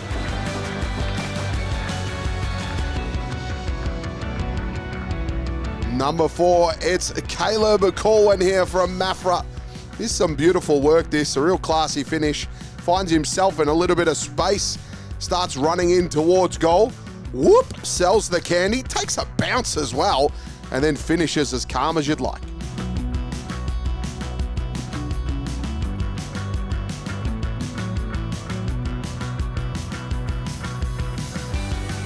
And number 5, it's Brandon McDonald here from Morwell. Takes the clutch mark. All the boys are celebrating, but he had to go back and finish it. And he does, to kick the match-winning goal to give the Tigers the win.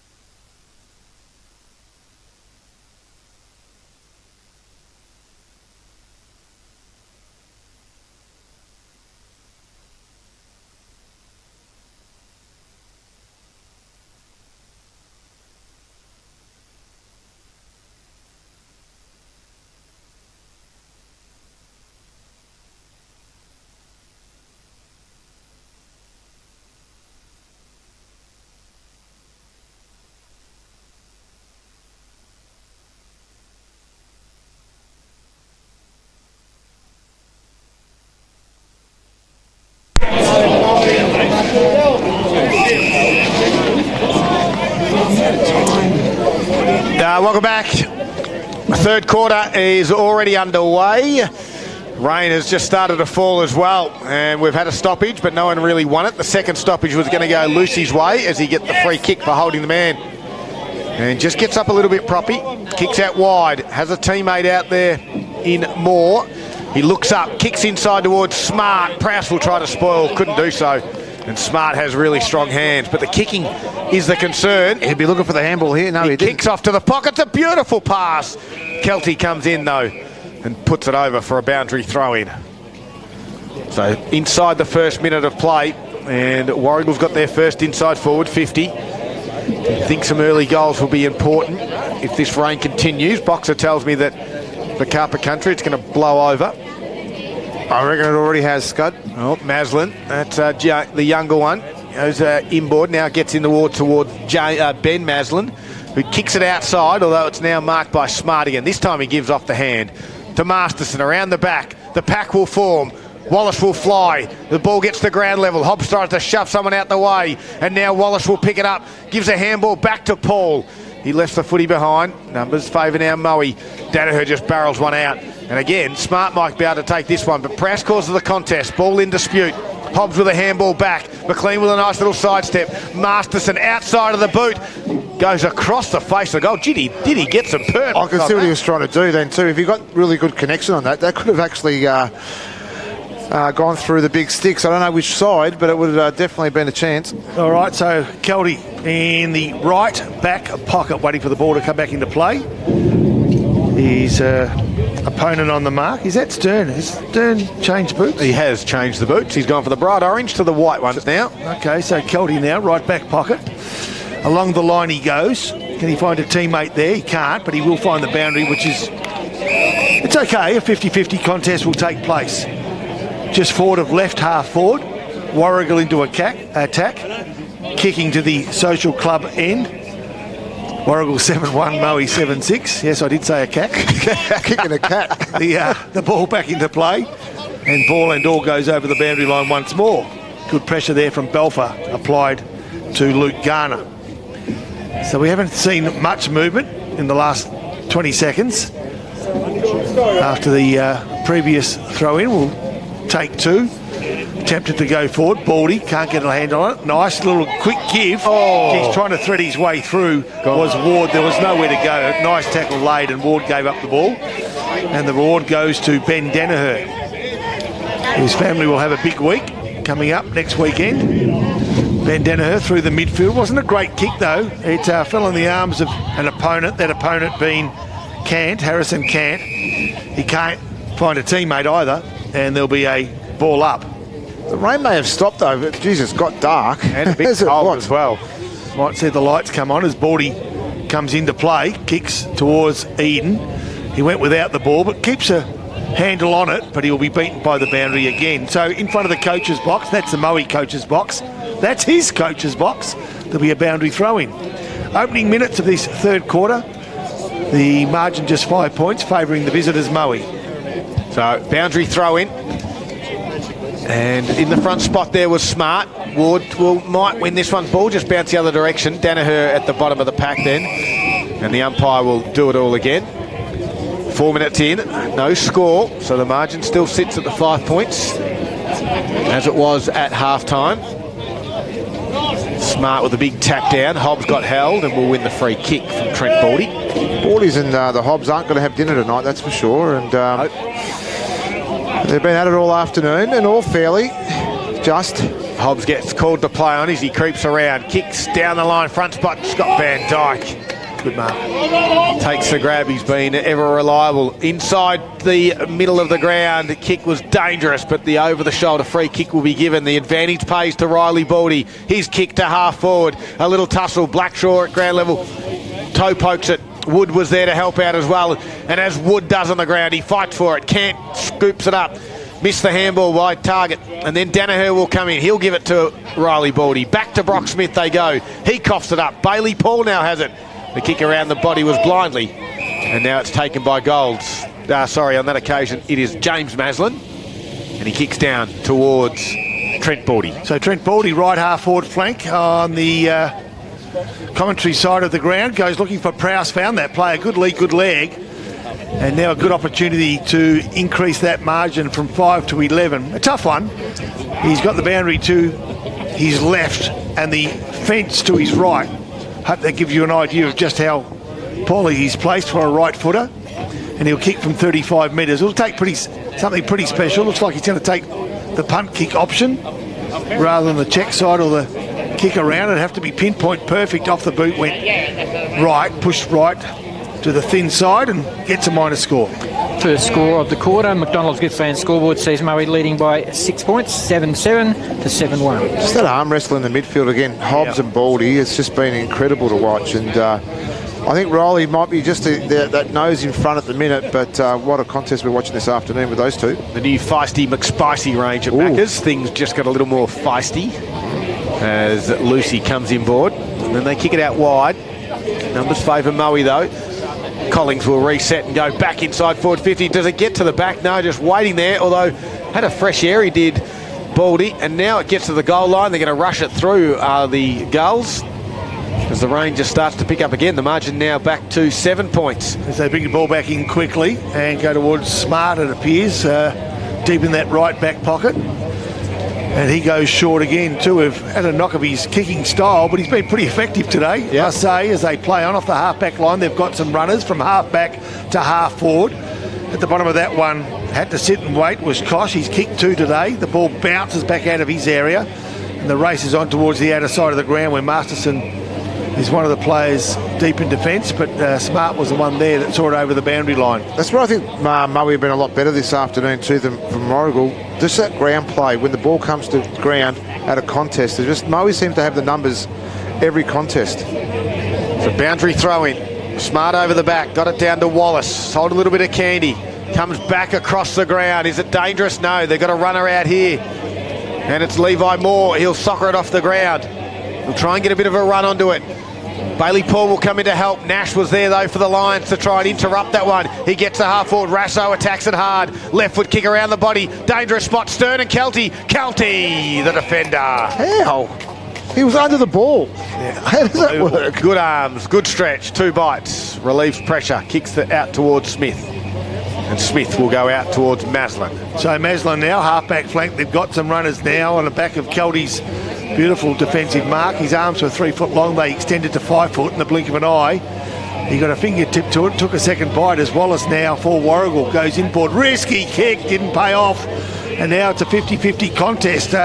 Courage required and courage given by 2 players. Baldy came in, picked up the crumbs, released. And as they go forward, it'll be cut off towards the outer side of the ground. Warragul play it down, behind play.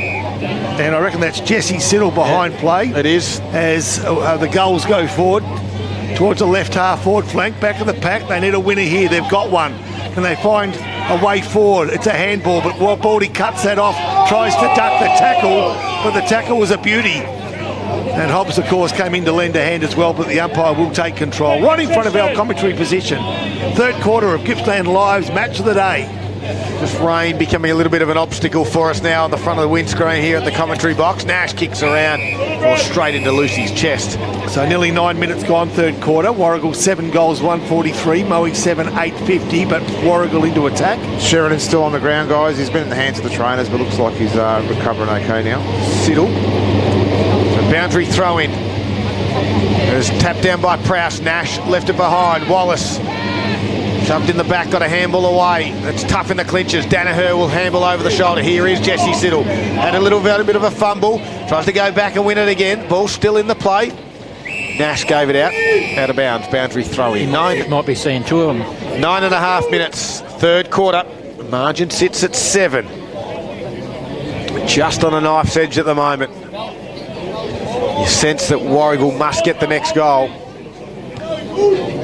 As they thump it forward again to the Lions. Again, they'll get another boundary throw-in. Big moment for the Moore Bowling Club. Mysterious 6th tap is now the better beer.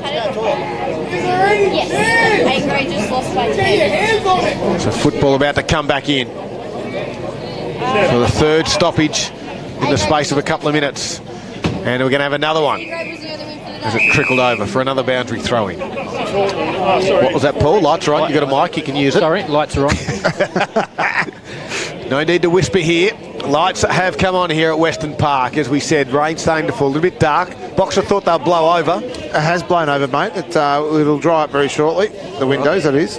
Hobbs from the stoppage gives it to Lucy, to Wallace. Inboard step, back to Hobbs. Right foot kick. Can it find the target? It does. Bailey Paul is the target. He's too far out to score. He wants to play on. Thumps his left foot into it. Gonna go open close. dog square. That's why he wanted to play on. And he points to us in the commentary box, Bailey Paul, because he wants a Zambrero. He's going to get one too, I reckon, Scud, after that one there too, depending on the result of the game, because we've got a couple of great contenders this afternoon. But what a kick when it was just needed, because the game was going into a little bit of a stalemate at the minute, because it was a bit of a slog early, and so far now he's broken the game up with that goal, and what a bounce. He just got it inside the goalpost. Great finish. And it's a 1 point game at the 11-minute mark of the third quarter. The 1 point in favour of Moe on the McDonald's Gippsland scoreboard by 7-8-50, leading Warragul 8-1-49. They've kicked 7 goals straight from set shots. So the scoreboard is actually showing what it should right now. They put the goal to the wrong team just a moment ago. If you at the ground, you would have noticed that. But importantly, Warragul into attack and a chance now again to close the shop. And let's go. It's Grasso goes inside forward 50, handball over the top or just behind the player who moments ago kicked a great goal. Gets his hands on the ball again, right from where the damage was done a moment ago. And I speak of Warragul's Bailey Paul, who kicked a beauty and definitely a contender for the Zambrero goal of the day. Tackled right on the arc of 50, ball thrown up. Morrow gets rid of his teammate. Quick kick forward by Lucy. Inside forward 50. Cassie, in fact, Rasso holds the ball in there. 40 metres from Warragul's goals. Warragul lifted box up. They are lifted very well, mate. And it's been led by this midfield as well. Mitch Smart's had a really big start to this third quarter.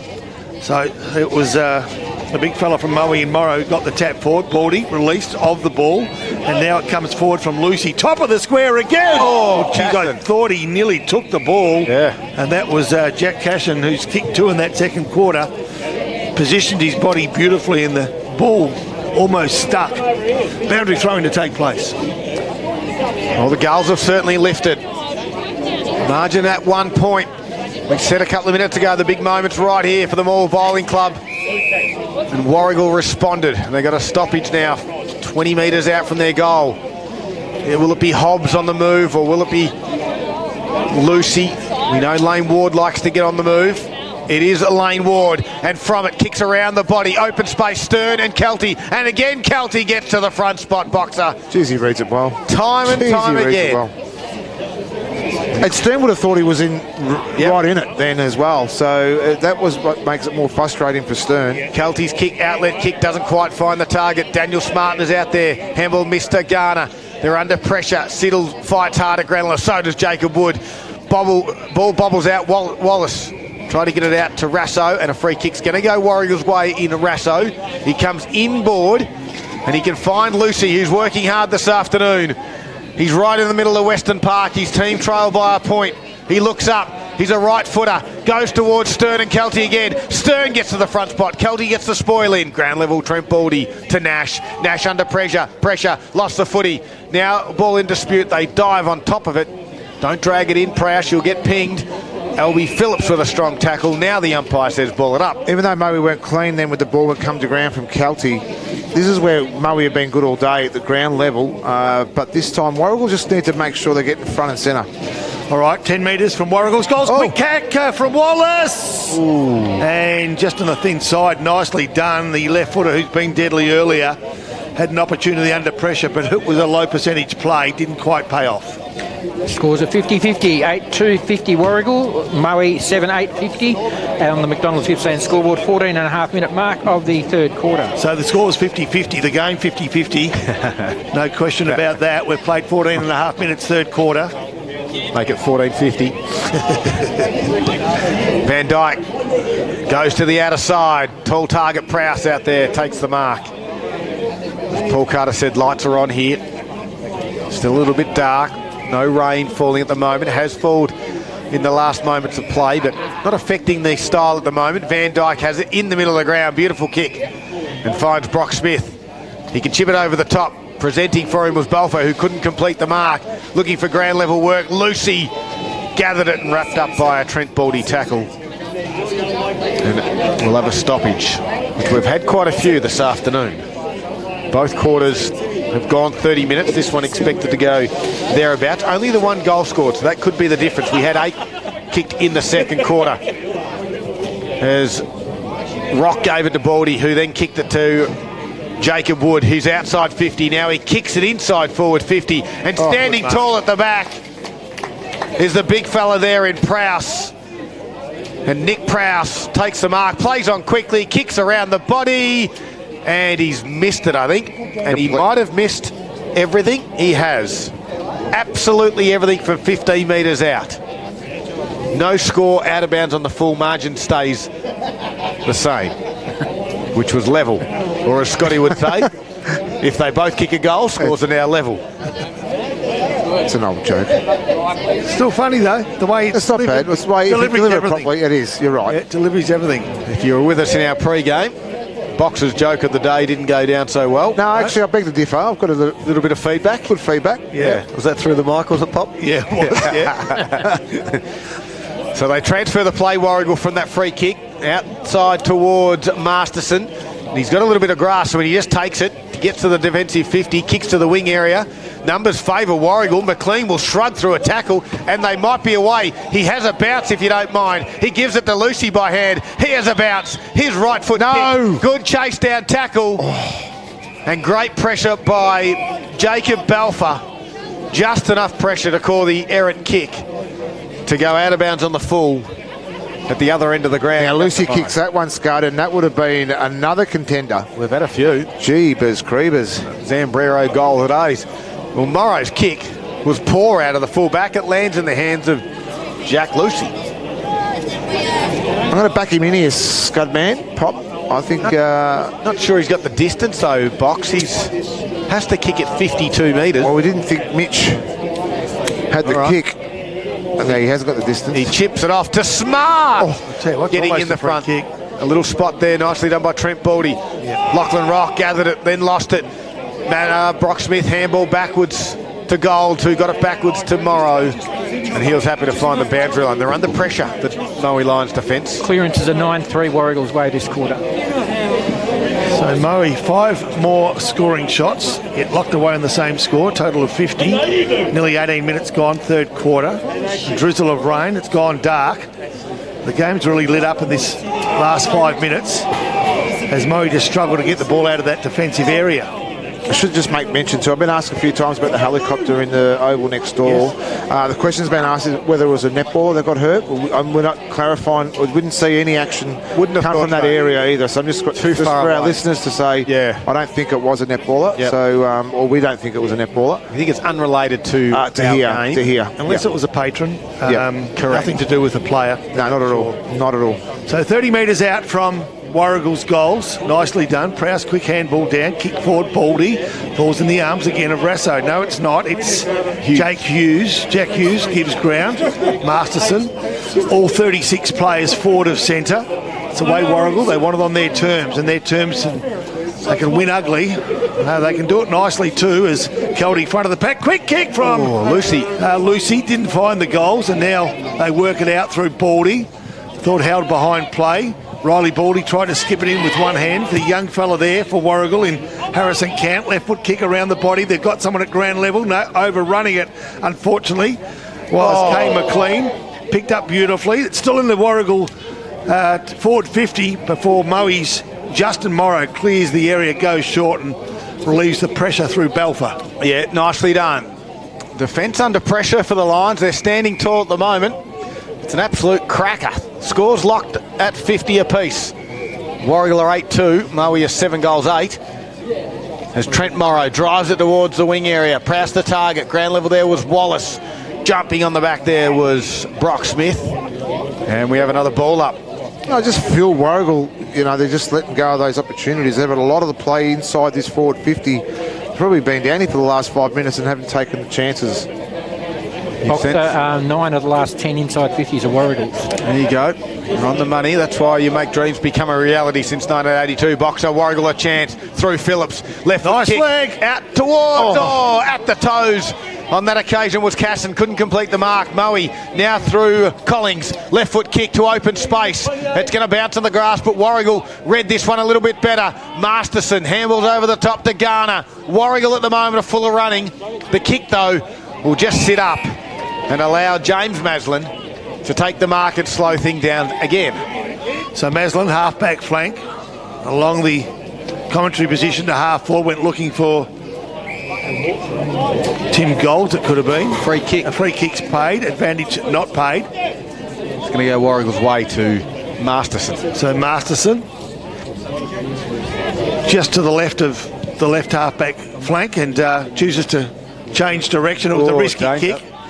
But the big fella, the ruckman, has done well. Mitch Smart provided the contest, and they're going to run away with this one, and they're going to do it through Settle, thank you. Settle, who copped a knock earlier, but he's come good. Warragul have got some room to move now. A kick to the advantage. Can they find a teammate? They can. Good kick, Ollie Wilson.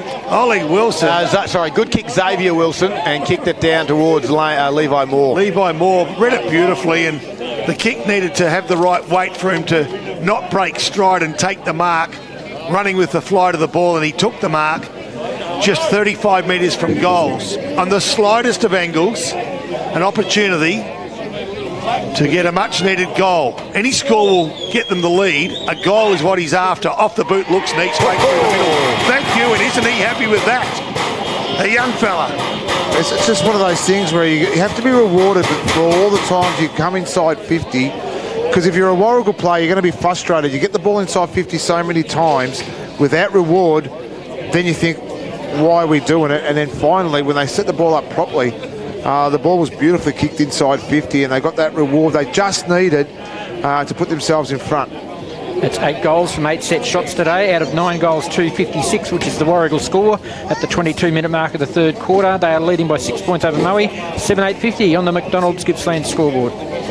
So back in the centre of Western Park, again, Warragul get the tap, looking for the centre break. They can't. Baldy, this time it's Trent. Kicks to right half-forward flank. The kick goes askew. The last goal kicker picked it up beautifully, handballed it towards the boundary line, didn't find it.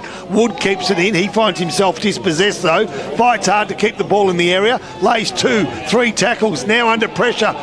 Both sides, and it spills out towards the Warragul direction, but only momentarily before Baldy's quick kick is also smothered. Danaher releases a handball to Wood.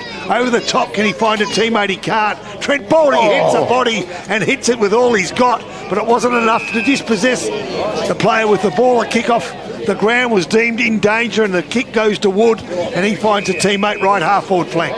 Yeah, it looks to be Collings. He's a left footer, so he wheels and goes. Puts it inside forward 50. It's at the far end of the ground. No one can mark it. Trying to squeeze a handball out there was Blackshaw, or was Thomas Blackshaw, but it's eventually gone through for a minor score. 23.5 minutes gone. Paul Carter. 5-point lead to Warragul. They are 9-2-56. Moe 7-9-51. This is getting quite dark here down at Western Park. Masterson to bring it back in. We'll go to the far side of the ground. Target in Stern. Has to become the defender. Brock Smith was there. It bobbles out. Got a pole in the way, and I can't see who's picked up the footy. Somehow, Bailey Paul has it. I'm rocking from left to right. They get it back, half-back flank. Stern has it. Kicks towards the wing. No one can mark. Smart was the target. Has to work harder at ground level. Flicks it back to his teammate.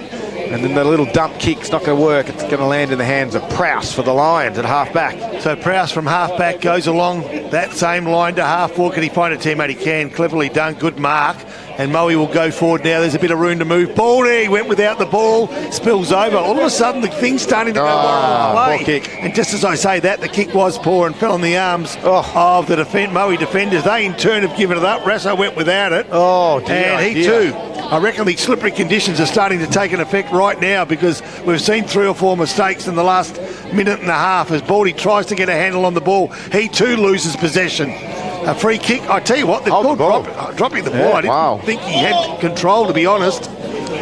I don't think it's the wet conditions, Poppy. I think they've just been a bit sloppy here and the pressure's on at the minute too. So getting close to three-quarter time, a lot of players are sensing that. So there's a little bit of urgency in the play. Jake Hughes was the tackler. Went lateral to Masterson. Trying to take a little bit of time off the clock. 25 minutes are gone. Third quarter for McDonald's. Margin sits at 5 points in favour of the Warragul side. The kick goes high. Target was Daniel Smart. Gets out to the back. Oh, good take. Well done. Oh, Picked up this one by Kai McLean. Goes inside forward 50. He's got Wallace on and he takes the mark. In front of Morrow, kicks it high. It's going to be Smart on Maslin, and a good little spoil. It was. Maslin does well. Gathered it then and kicked it outside his defensive 50. Go and get it. Nash was the target. Hobbs shrugged the tackle. He's got a free kick over the shoulder though, Hobbs. He wants someone to present. Stern will go. No, in the front spot. Van Dyke dropped the mark he should have taken. Stern kicks around the body on the right foot. Wallace is there. Goes over the top of his head. Has anyone touched it? Albie Phillips slips. Stands up. Kicks it over the shoulder. Nearly the miraculous. Brock Smith touched it. Albie Phillips. There's a reason why coaches go ball, Poppy. Yes, I can see that, Nick. You know that, and then I think Wallace just didn't. He underestimated his own foot. He should have sat back. He was in the perfect spot for a left footer, and he opted to play on. And we've still got another stoppage here in the pocket. Just the excitement of the moment as Kelty will see this one over the boundary line. We've played 26 and a half minutes of this third quarter. Warragul, the home side here at Western Park, up by 5 points. 9 goals 2 to Moe, 7 goals 9. Their efficiency in front of goals has them the lead. But for how long? They're wanting to extend this lead now. Hobbs had the door opened for him by a teammate. Here we go, car crash. Nicely done. Riley hit hard. In fact, it was Baldy that hit hard. Garner was on the receiving end of that. Tackle's been laid left, right and centre. Hobbs keeps it in nicely. Kicks to the pocket and keeps it in. A pinpoint perfect kick. Was very clever. How's the Jacob Wood tackle on Smart? They just looked like David and Goliath, but he didn't want to give up either. So boundary throw in, 27 minutes gone. Game on the line. 5 point margin. Prowse taps it down. At pace was Wallace. And then drags down his opponent. Hobbs and Baldy go at it again. The old-fashioned supporters. You dirty mongrel down the bottom. Did you hear that? Absolutely love it. And nothing's been untoward. It's been physical, it's been tough, but nothing has been dirty. No, not at all. It's been a very physical game of football, and that's the way that Warragul like to play. And they're pressing here. They want a big scalp. Is this the day they get it? Moe standing tall, though, in the defence. And over the shoulder in the back. Free kick's going to go Moe's way. It's bound to be cleared by the umpire, too. It was so many stoppages inside 50 at the minute. So the free kick was definitely there. Ben Danaher has it. Points for the long kick down the line. Prowse will be the target. Masterson will fly. Both Prowse boys there. Does it stay in the field of play? Didn't think so. No. Umpire said it was touched and over it goes. Well, he was perfectly placed to our eye. Which was also perfectly placed. Yes, thought over. Ball to be thrown back in. Prowse front position, dispossessed of that position. Can they clear the area? They can't. Geez, the intensity's good around the ball as Hobbs holds that ball in. Just for you guys that rode off Leongatha before pre-game, Leongatha 99.63, Bairnsdale 5.232. Didn't write them off. Warragul will, if they can get the handle on the ball, they can, but they can release the ball. They can't just at the moment. Tackle was good as Hobbs. I'm just laughing because Hobbs goes to ground and both Baldies just jumped on him as well. So it's been a great contest all afternoon, those two. Maybe three, we'll say. So Hobbs stepped on Baldy's foot and Baldy didn't like it. And then they stand up and bump each other again. Yeah, it's been out of all day. Prowse quick kick from that ball up, but it falls in the arms of Cant. Over the top it goes. Baldy came through. He just needed to be 1 foot to his right and he could have collected what he wanted. And the thing is that Wood had him covered. Wood had him covered for the tackle. It was just that errant arm coming through. Yep, so Lucy now. The left footer will kick to centre half forward. Can he find a winner? He's got one maybe. Flying high but not taking the ball for Warragul was Walker. Can you believe this? Yes. It's a beauty. An absolute beauty by Hobbs. Hobbs! What an absolute cracking goal, Paul Carter. takes Warragul out to an 11-point lead, which I believe is the highest lead they've had for the day at the 30-minute mark of the third quarter. They are 10-2, Warragul on the McDonald's Gippsland scoreboard. Moe 7-9-51. I'd hate to compare it to an 18-year-old. That was Harley Reid-like in regards to the don't argue. But what he did, though, he did it around the body. He didn't go run straight at goal either. Just in the dying moments of the game, gives them an 11-point lead. Wowee, Hobbsy. They've kicked 3 goals a quarter. Moe haven't kicked one. Back to the middle they go. Warragul are up and about. And Wallace tries to run on it. Coming off the line, nicely done was Olsen. A quick kick from Lucy towards the boundary line. Stern direction. Kelty will see it. And Stern will see it go over. Isn't it incredible? The amount of ball inside 50, we haven't seen a lot of influence from Kilty this quarter because they've kept the ball away from him and they've used the ball a little bit economically coming inside 50. Siren sounds. It went 30 minutes, of course. It was all Warragul in the quarter. And they trailed by 5 at half-time. The margin is out to 11 at three-quarter time. It's 10-2, 62. To Moe 7-9-51. We have a quarter to go, and it's an absolute belter on Saturday afternoon, Gippsland Live. All thanks to Harvey Norman, Electrical Gippsland.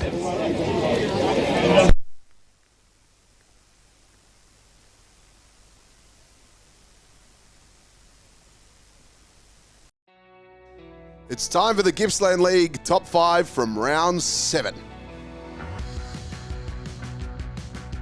We kick it off with number 1, Noah Anderson from Wonthaggi. Got the hand pass out of the pack, outside of the boot, bending it around, kicking a great goal.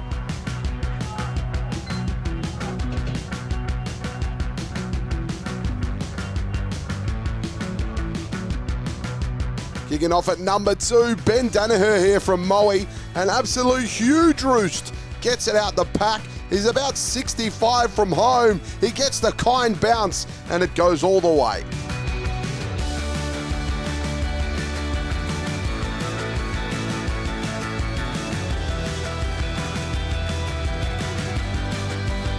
Number 3, Jack Lucy here from Warragul.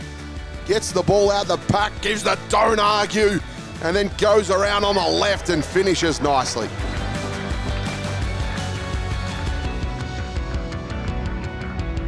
Number 4, it's Caleb Corwin here from Mafra. This is some beautiful work, this, a real classy finish. Finds himself in a little bit of space, starts running in towards goal. Whoop, sells the candy, takes a bounce as well, and then finishes as calm as you'd like.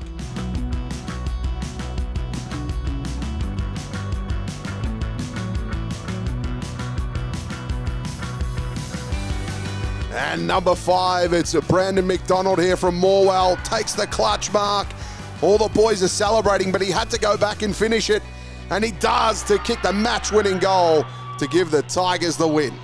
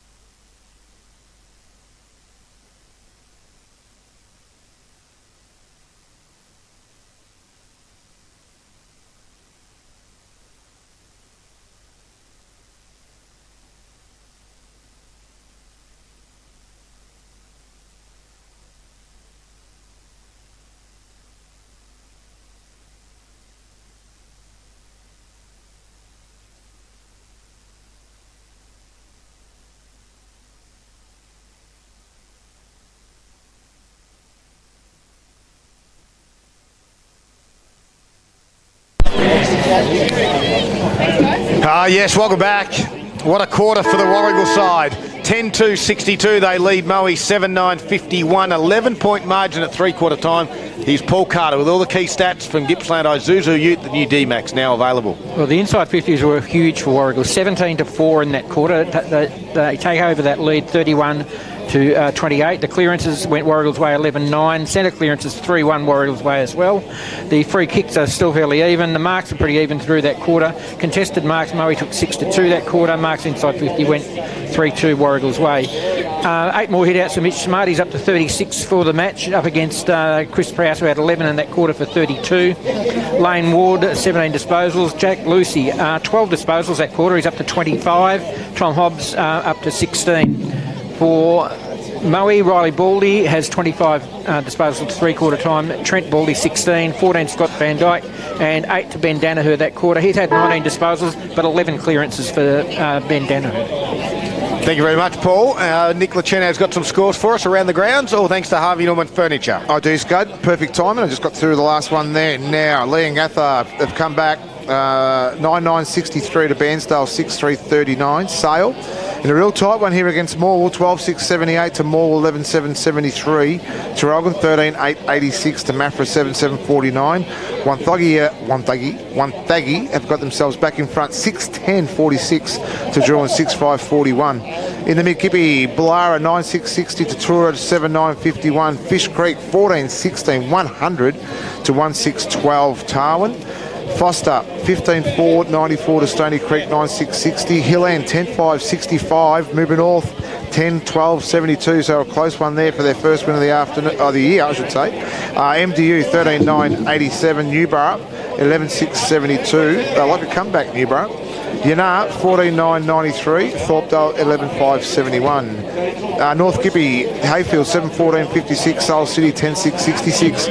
Yarram, 14-6-90. Cower, 8-13-61. Churchill, 4-8-32 to Woodside, 10-15-75. And Glengarry, 2-3-15. Rosedale, 16-14, 110. Boxer, very well done. Final quarter. This is going to be an interesting one. As we said, Warragul have been playing some good footy, but haven't had a scalp. Is today the day they get the second place Moe side. As the ruckman go out at Smart, taps it down to Wallace. He tried to give it to Lucy, who left it behind. Baldy fights, so does Wood. Riley lost it. Lucy had a fresh airy. Ball in dispute. Now wrapped up. And we've got a stoppage. How important first goal. Warragul get that. They cruise out to a 3-goal lead. Moe get it. We've got a one-goal ball game. Ball thrown up. Hobbs overrun it. Baldy doesn't make that same mistake, and Moe go inside their forward 50. The kick wasn't great. It fell in the arms of quite a stoic defender in Masterson, who runs from defensive 50 all of 15 metres and kicks towards right half forward flank. Kelty dropped what normally you'd expect him to take as difficult as it was. Good tackle means dropping the ball will go the way of Warragul, and the goal kicker from the second quarter, Tom Stern, takes the mark. The kick is short and he finds a teammate. And that teammate is it's not Lucy, so it must be Kai McLean. Just the dirt on the number made it a bit hard to pick up, but not for Scott as they go inside 50, and that's Kelty that took the mark. It's Prowse. No, it's Prowse, the big man Prowse. Kelty was alongside, but Prowse's long arms was good enough to reel that one in, and he goes short, but Moe keep possession in their defensive 50. Yeah, they do. It goes to Golds. Wobbly sort of kick. It's going to be turned over. Lands in the hands of Lan Ward. He took the mark, but he played on quickly. He, in the end, had to give a handball to Albie Phillips and then shuffle it backwards to Stern, who it was, who got quickly wrapped up in the tackle. It was Bailey Paul in the end, and we've got a boundary stoppage. Inside forward 50 for Warragul, though. And Paul will have to do the ruck duties. Up against Prowse. Prowse with the clear advantage. Tapped it down. Danaher thumped it again. Hobbs was there. Guess who tackled him? Riley Baldy. Correct. Thanks for the team support. Well, you. 2 minutes in. I think the listeners knew as well. Yeah, just wondering which Baldy it was. Yeah, little quick kick from the ruckman. Prowse. Lucks of fortune. Lands in the hand now of Wood. Defensive 50. Can he find the target on the outlet? He does. Chris Prowse. Or a free kick either way. That was Nick, taking the mark. So Nick has it. Far side of the ground. Wingish area. Gets called to play on a high kick. Blackshaw will try and fly. Front spot there was Smart. Ground level handball from Collings. Inboard to Rock. They eventually get it back out towards Blackshaw. Has to fight at ground level. Hughes is there to put on a tackle and rush him over the boundary line. And Belford will be the last one to get up. They've been serviceable today, both the Prowse boys as well, but that missed goal down near the netball court early on in that third quarter might come back to bite him a little bit too, though. Ball tap down. Warragul have control, courtesy of a nice Mitch Smart tap, and they clear the area, but only momentarily. It's around about Moe's half-forward flank, but they're in control and will burst inside forward 50. Can they find a winner? The lead was on. Couldn't take it, and Hobbs, been one of the better players for the day. Left foot kick, just outside 50, falls in the arms of, is that Belfer, the left footer? Lickety-lick. Yeah. Belfer's left foot kick was sloppy. And falls inside forward 50 again, but cleared. So a little bit of the old-fashioned kick to kick at the moment. The skill level isn't high, intensity's pretty good. And now Moe find themselves under pressure, but equal to it as Trent Porty takes the ball. Can he find a winner inside 50? He can't. A quick tap from the back by a Moe forward, falls in the hands of Lucy now. Wallace, he gets one too high. That's Wallace. So the forward is just 30 metres from Moe's goal. So he's doing some hard yards at both ends, and that left leg needs to be good, and is. Clears the area. Finds Paul on the outer side. Left foot kick towards the wing. He's got someone presenting it stern. Gets underneath it. Although can go back, and good run down tackle from Balfour. Holding the footy, good call. That player you were about to mention before in Sim, I know he come back on, but we haven't seen him since, at all. No. So there is an issue there with Harry Sim, as Moe might be down to 3 on the bench in the last quarter. Meanwhile, the ball gets out to the near side where Riley Baldy has it. They've done well here, Warragul. They've really closed him in. He had nowhere to go, Baldy. He comes towards the boundary line, finds Trent, who can take the mark on centre wing. Close to the boundary line, though. We might have to do a stat. Sorry, Scud. Trip to Baldy next time we have a Moe game. All right. So Trent gets calls to play on. Kick to the top of the 50. Prowse will be the target. Well done by Masterson. Just working Prowse underneath it. And allowed Smart to take the mark. His kick, he wants it down the line, and he wants it long. It's a wobbly torpedo drop punt, upside down mongrel punt. And it falls in the hands of Danaher, who quickly gave it off to Baldy. Drives it inside to Makepeace. And Makepeace takes the mark. He's got 3 this afternoon. Tight angle, right in front of us, where the 50 meets the boundary. I reckon the man on the mark might have claimed an extra metre or 2. He'll have to kick it 49 metres. You might think that he might run around a little bit to the right, but this is an important one. Big moments from All Bowling Club right now. Runs around 48 metres, on its way, wants it to come back right to left. Smart says, I'll tap it through, like a good ruckman does. And on the Harvey Norman computer scoreboard, takes Murray to 7 goals, 10-52. That's their 5th inside 50 to 1, and that's their first score. That's a 10-point deficit. Warragul 10-62. So Jack Lucy will bring the ball back into play as his teammates in the main are outside 50 or on the arc of 50. Usually a good user of the ball. This needs to be good, and is. Towards the outer side of the ground, finds a teammate, and they're going to work their way through Wallace. He got the ball from Garner, and Garner wants to be an option, but he chooses to go long. Can't find a teammate around about half-back flank or just deeper than that. And Moe quickly, through a flurry of handballs, they're going to start to put some pressure on this Warragul defence once more. Some good tackling behind the scenes, gives an up and under kick, and getting rid of his opponent so nicely was Blackshaw, but a free kick's been paid again to Warragul. Yeah, fair decent shove out on that occasion. In the hands of Hughes. So Jake Hughes only coming back into the side last week. A good solid defender that he is. Right foot kick on the outer side. Clears the defensive 50, but Prowse is out there to take the mark.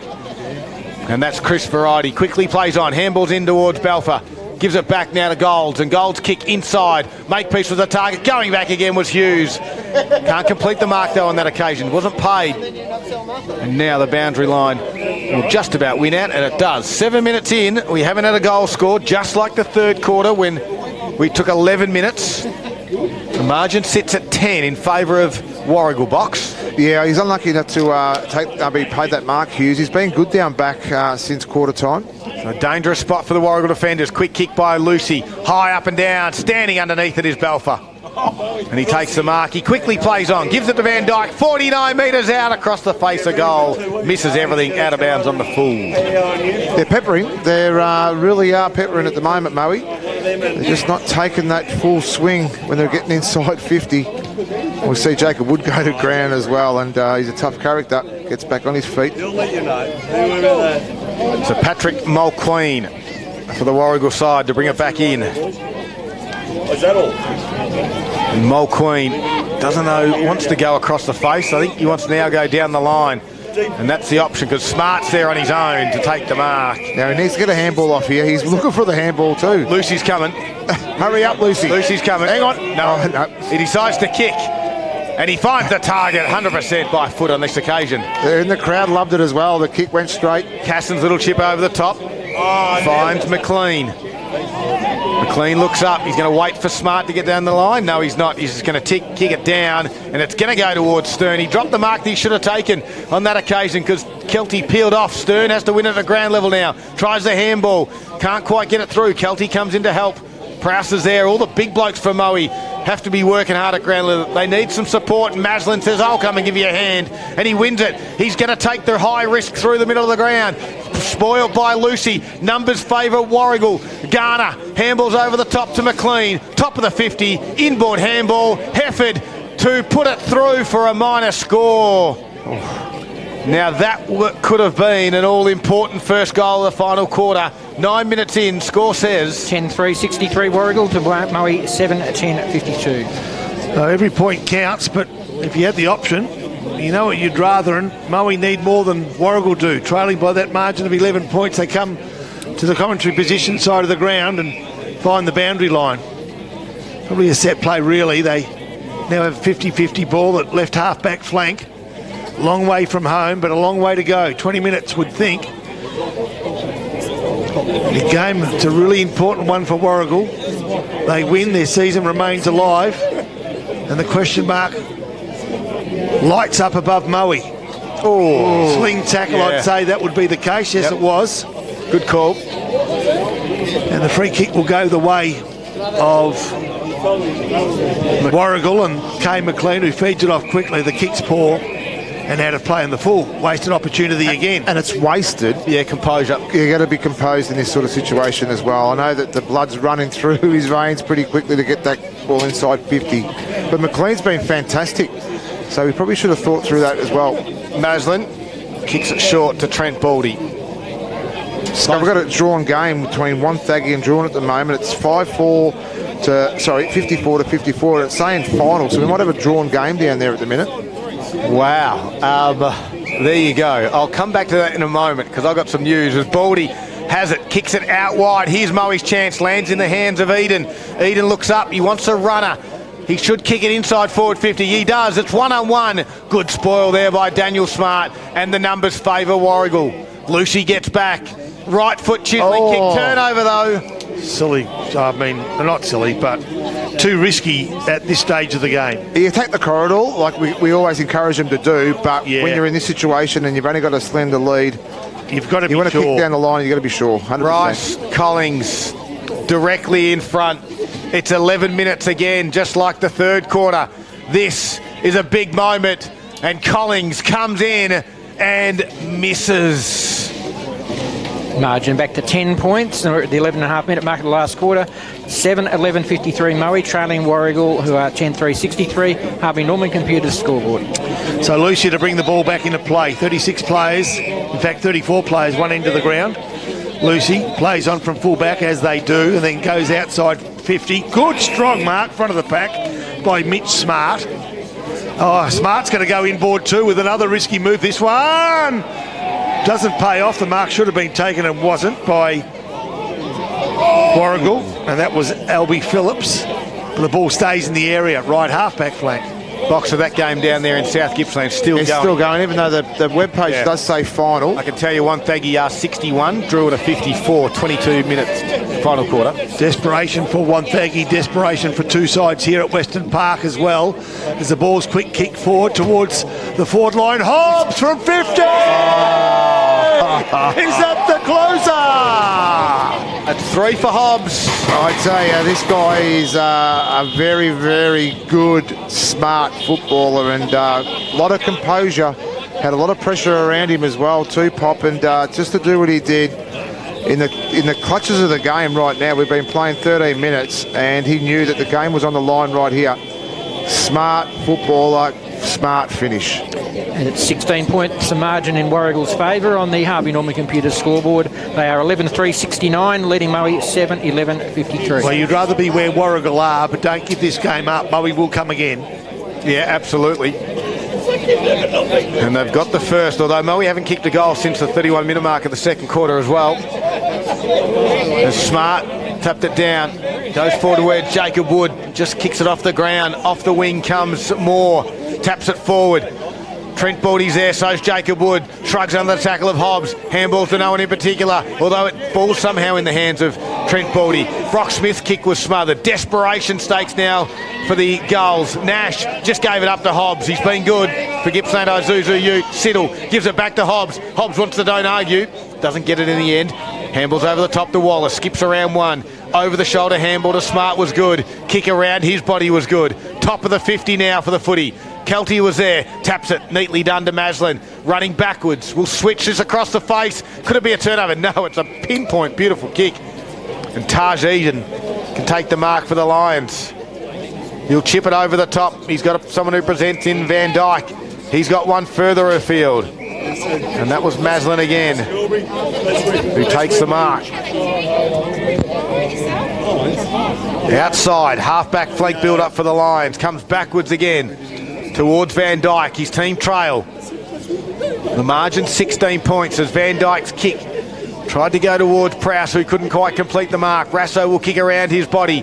Centre half forward direction it goes, at the toes. Well roved by Wallace. Left foot kick, top of the square it goes. Big fly from Stern. Ball comes to ground. Rushing it through, Maslin, no, he's going to keep it in the field of play. Outlet kick will be neat, and he can find Taj Eden. So Taj Eden goes short now. Nice lead, nice take.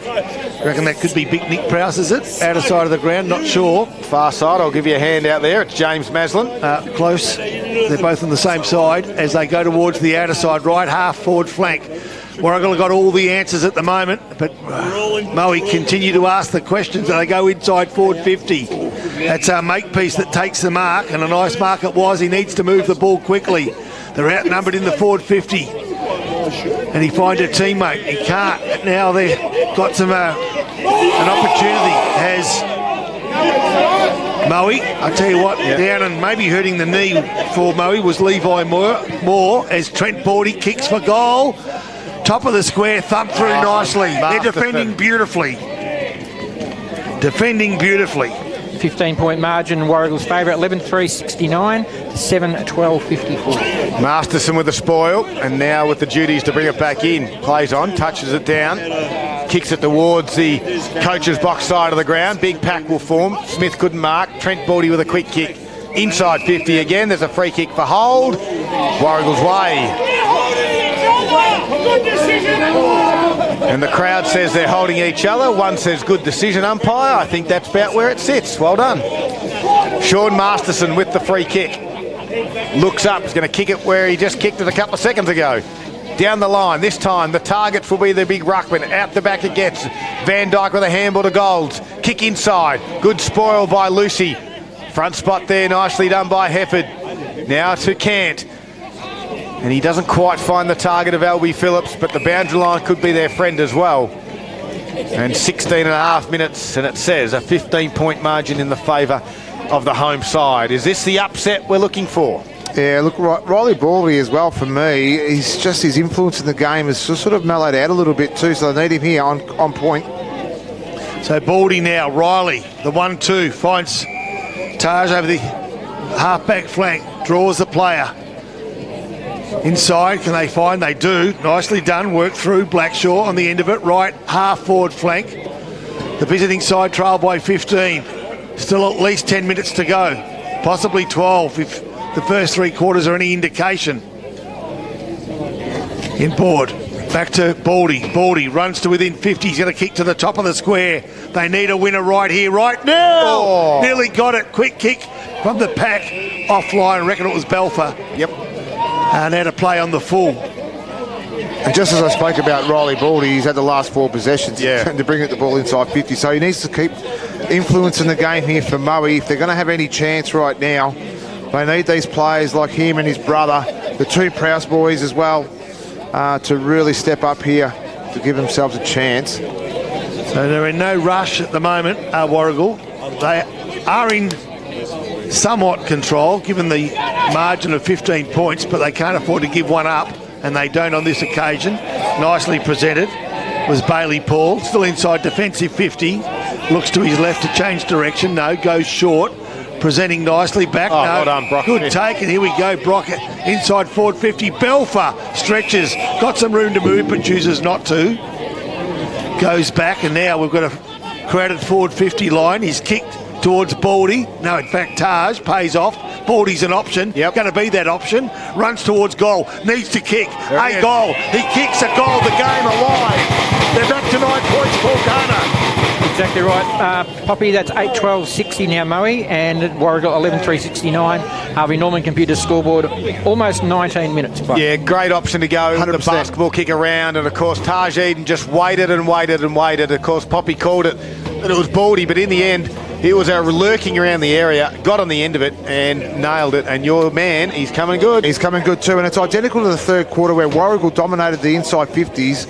Now it's Moe, the last 5 minutes. They've dominated the inside 50s without the reward. Now they've got it. We might have a free kick in the middle of the ground. Free kick Moe's way. Yep, goes to the ruckman, gives it out the back to Trent Baldy. His right foot kick partially smothered. Numbers there for Warragul. Lucy kicks around the body to the wing area. There's some open areas, and this time it's Daniel Smart. It's a wobbly kick. It's going to work out, and it's going to land in the hands there on this occasion. Xavier Olsen inboard. It goes to Garner. Big fly out the back. Wallace, did he give away the free kick? I think he might have, and he did. So the free kick will go to Maslin. Ben squares it out wide to Van Dyke, who can take the mark. Inboard 45 kick was good. Found Golds. Golds will turn and go into the middle of the ground. The high risk kick. Found his big ruckman. He wants a runner, and that runner is Rock. And he gets it out wide. Belfer dropped the mark. Cant will close. Belfer steps inside. Excuse me, little kick towards Danaher. Can't complete the mark. Lucy. Danaher with a squeezing handball out towards Baldy. Belfer's there as well. And now Hobbs will clear it for the Warragul side. So Hobbs does it beautifully. Quick left foot kick forward by Warragul. Clear the area. Don't clear the pressure though, because Moe have got the numbers as we speak. Warragul forward comes in, lays the tackle, and at left half forward flank, the field umpire will take control. 20 minutes gone. What's in the water? 9 Hang points. on, what's in the water? What's going on with these two? I'll call it if you like, guys. Hang on. No, you're right. So Warragul 11-3-69, Moe 8-12-60, 20 minutes and 30 seconds gone. Free kick Moe's way again. They continue to push forward. And Warragul are hanging on with everything they've got, but only just. The balls are towards the outer side of the ground. Again, they've got the numbers. Hobbs takes on the tackler. Free kick behind play's going to go which way? Warragul's way. Rasso. The home side breathes a sigh of release. Sorry, Hefford. So Hefford, just forward of left half forward flank, goes towards left half forward flank. He was at half back flank. Wallace was the target. The ball still in the area. Moe trying to clear that area and do so. Nicely done by Riley Baldy. He's tackled, goes for the safety of the boundary and finds that safety. So momentarily, all 36 players and 2 coaches take a big breath. And like the crowd here today, we'll be holding it. Well, boundary throw-in. 21 3/4 minutes gone. Final quarter for Harvey Norman. Game in dispute, 9 points of margin. Quick kick around the body. And it lands in the chest. Who's presented well all afternoon is Isaac Wallace. He's too far out to score though. He'll chip it over the top. The forward presenting at ground level of Stern. Couldn't complete the mark. Bailey Paul was there, quickly wrapped up from Declan Kelty tackle. And we're going to ball up inside Warragul's forward 50. This game obviously going quite late. The other games are starting to finish, and Nick Lacino is going to get us some scores. There's a couple of games already finished. The Sale have defeated Tigers, we can give you that one, and Wonthaggi have defeated Druin. And we've got a free kick back here. It's going Warragul's way. This is an all-important shot on goal from the youngster Bailey Paul. So 22 and a half minutes gone. Set the scene. 9-point margin, Warragul lead it. They've got a shot now. We think it will probably go another 8 minutes like the other 3 quarters have gone. But this could just about give a nice little buffer. And Bailey Paul slots it through the middle. Celebrates with his crowd and celebrates with his teammates. That is a clutch goal for Bailey Paul. It is too, Scud, and the composure was beautiful there by Paul. And we saw that in the third quarter when he kicked an absolute ripper here, and just in front of the crowd too, to let him know about it. And he was pretty excited about that one too. Well, why wouldn't you be? That just gave you a bit more of a breathing space, and it may have just about shut the gate for Murray, I reckon. It's back to that 15-point margin again. We're at the 23-minute mark of the final quarter. The Harvey Norman computer scoreboard has Warragul 12-3-75, leading Murray 8-12-60. Should have bought me PJs. We'll be here all night. Ball back in the centre of Western Park. Nicely thumped down. Moe still not giving it up, but at this stage seemingly fighting a losing battle. And that's 9 goals straight from 9 set shots from Warragul. They've been good all day, haven't they? They're forwards with limited opportunities. I mean, look at the scoreboard. They've had 5 less scoring shots, but yet lead by 3 goals. Yep. And that's a courtesy of some good finishing, as Paul Carter's highlighted. 24 minutes gone. Countdown's on. Costly loss for Moe. Currently second. Could be in a fight for 5th spot, depending on how the other games unfold today. They'll definitely fall to Traralgon. If Morwell and Bensdale can win, they're in a tight tussle. We can let you know Morwell have been defeated, Poppy. They have been defeated. Sale have defeated Morwell 18-8-116 to Morwell 14-9-93. This competition is very, very close. Well, Sale go to 20, therefore. Yep. Stuck on Morwell will be stuck on 20. Moe will be on 20, and if Bensdale can win, they'll be on 20. Yep, we'll find those scores for you in a moment. Football is inside forward 50 for Warragul as well, and at the moment they seem in full control. They lead it by 15 points, not a huge deficit for the Lions, but Warragul are doing all the right things. It's been led by Tom Hobbs. But back there is Maslin, steps around one, kicks it out wide, looking for Belfer. Cant does well to rush it over. And we've got a boundary throw in. Lots of stoppages this afternoon. 25 minutes gone. Healthy crowd here this afternoon. You can hear through our effects, Mike. Enjoying a Saturday afternoon. It's great to have your company wherever you might be. As the ruckmen go at it again, Paul does the ruck duties, gets to the top of the 50, Hobbs with brute strength, wins it, kicks around the body from 50 metres out. Oh, that would have been an absolute belter. However, it's a minor score. Paul Carter. 16 points margin in Warragul's favour, 12-4-76 to Moe 8-12-60. Harvey Norman computer scoreboard. Say hello to your new mobile deal with a Pixel 7a, 8 Pro, Galaxy S9 Ultra and more premium phones at Harvey Norman. So they try to go straight down the corridor to Moe, but Hefford was on the end of it. He kicks it back to where it came, around about the full forward area. Can he find a winner? He can't. Are they going to be winners? Most likely. A quick kick forward again, just offline. Another minor score. Now 17 points the margin, 12-5-77 to 8-12-60. Harvey Norman computer scoreboard. I think if Warragul can get it just more than the 3 kicks, I think they can win it. But at the moment, Moe is still a chance with 3 straight goals. We'll get them in front of this game, and they got the ground in the middle, the ball in the middle, but Wood coughed it straight up to Garner. They go back inside forward 50. Stern, is it? Can take the mark, and he does. He's threatened all afternoon. The mismatch occurred there with Van Dyke and Stern. Normally it's been Kelty on Stern, and Stern can just about go back. I'm going to call it 27 minutes. If he puts this through for a goal, Warragul win the game. This will be the sealer. even a behind, you don't think they could lose. No, a draw might be the option. However, Stern, 45-degree angle, 45 metres out.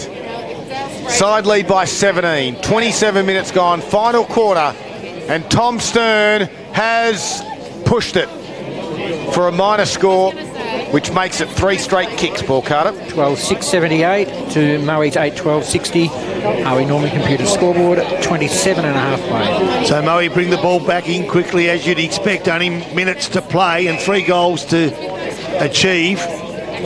Keeping in mind they haven't scored a goal since when, Daryl Cooling? Well, they have kicked 1 in this quarter, so they've kicked 1 for the second half. Riley Baldy, 19-minute mark. And somewhere they're going to kick another 3. Yep. It's going to be hard work. The ball bounced down around about half-forward flank. Nicely done, Makepeace. Gives ground. They go forward now.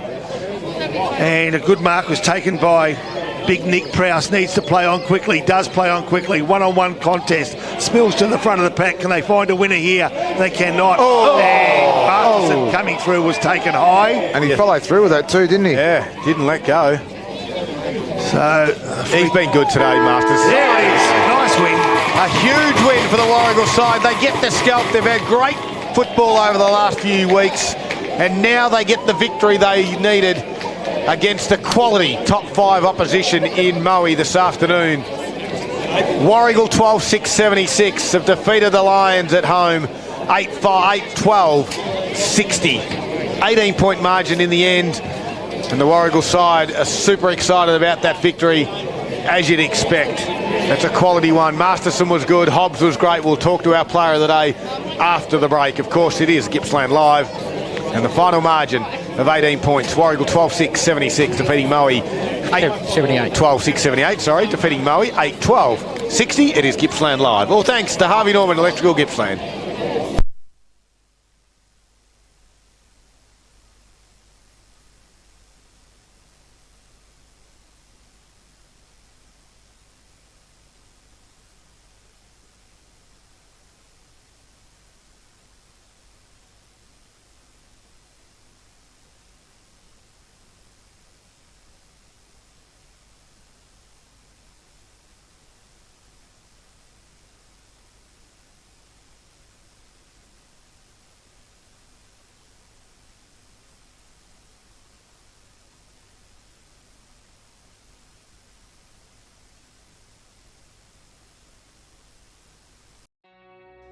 It's time for the Gippsland League top 5 from round 7. We kick it off with number 1, Noah Anderson from Wonthaggi. Got the hand pass out of the pack, outside of the boot, bending it around, kicking a great goal.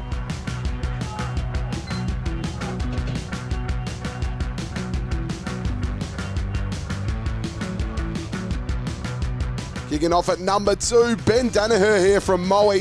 An absolute huge roost. Gets it out the pack. He's about 65 from home. He gets the kind bounce, and it goes all the way.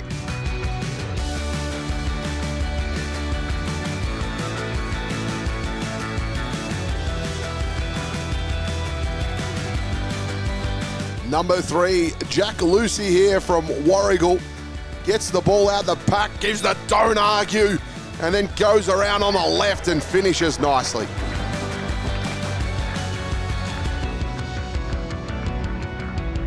Number 4, it's Caleb Corwin here from Mafra. This is some beautiful work, this, a real classy finish. Finds himself in a little bit of space, starts running in towards goal. Whoop, sells the candy, takes a bounce as well, and then finishes as calm as you'd like.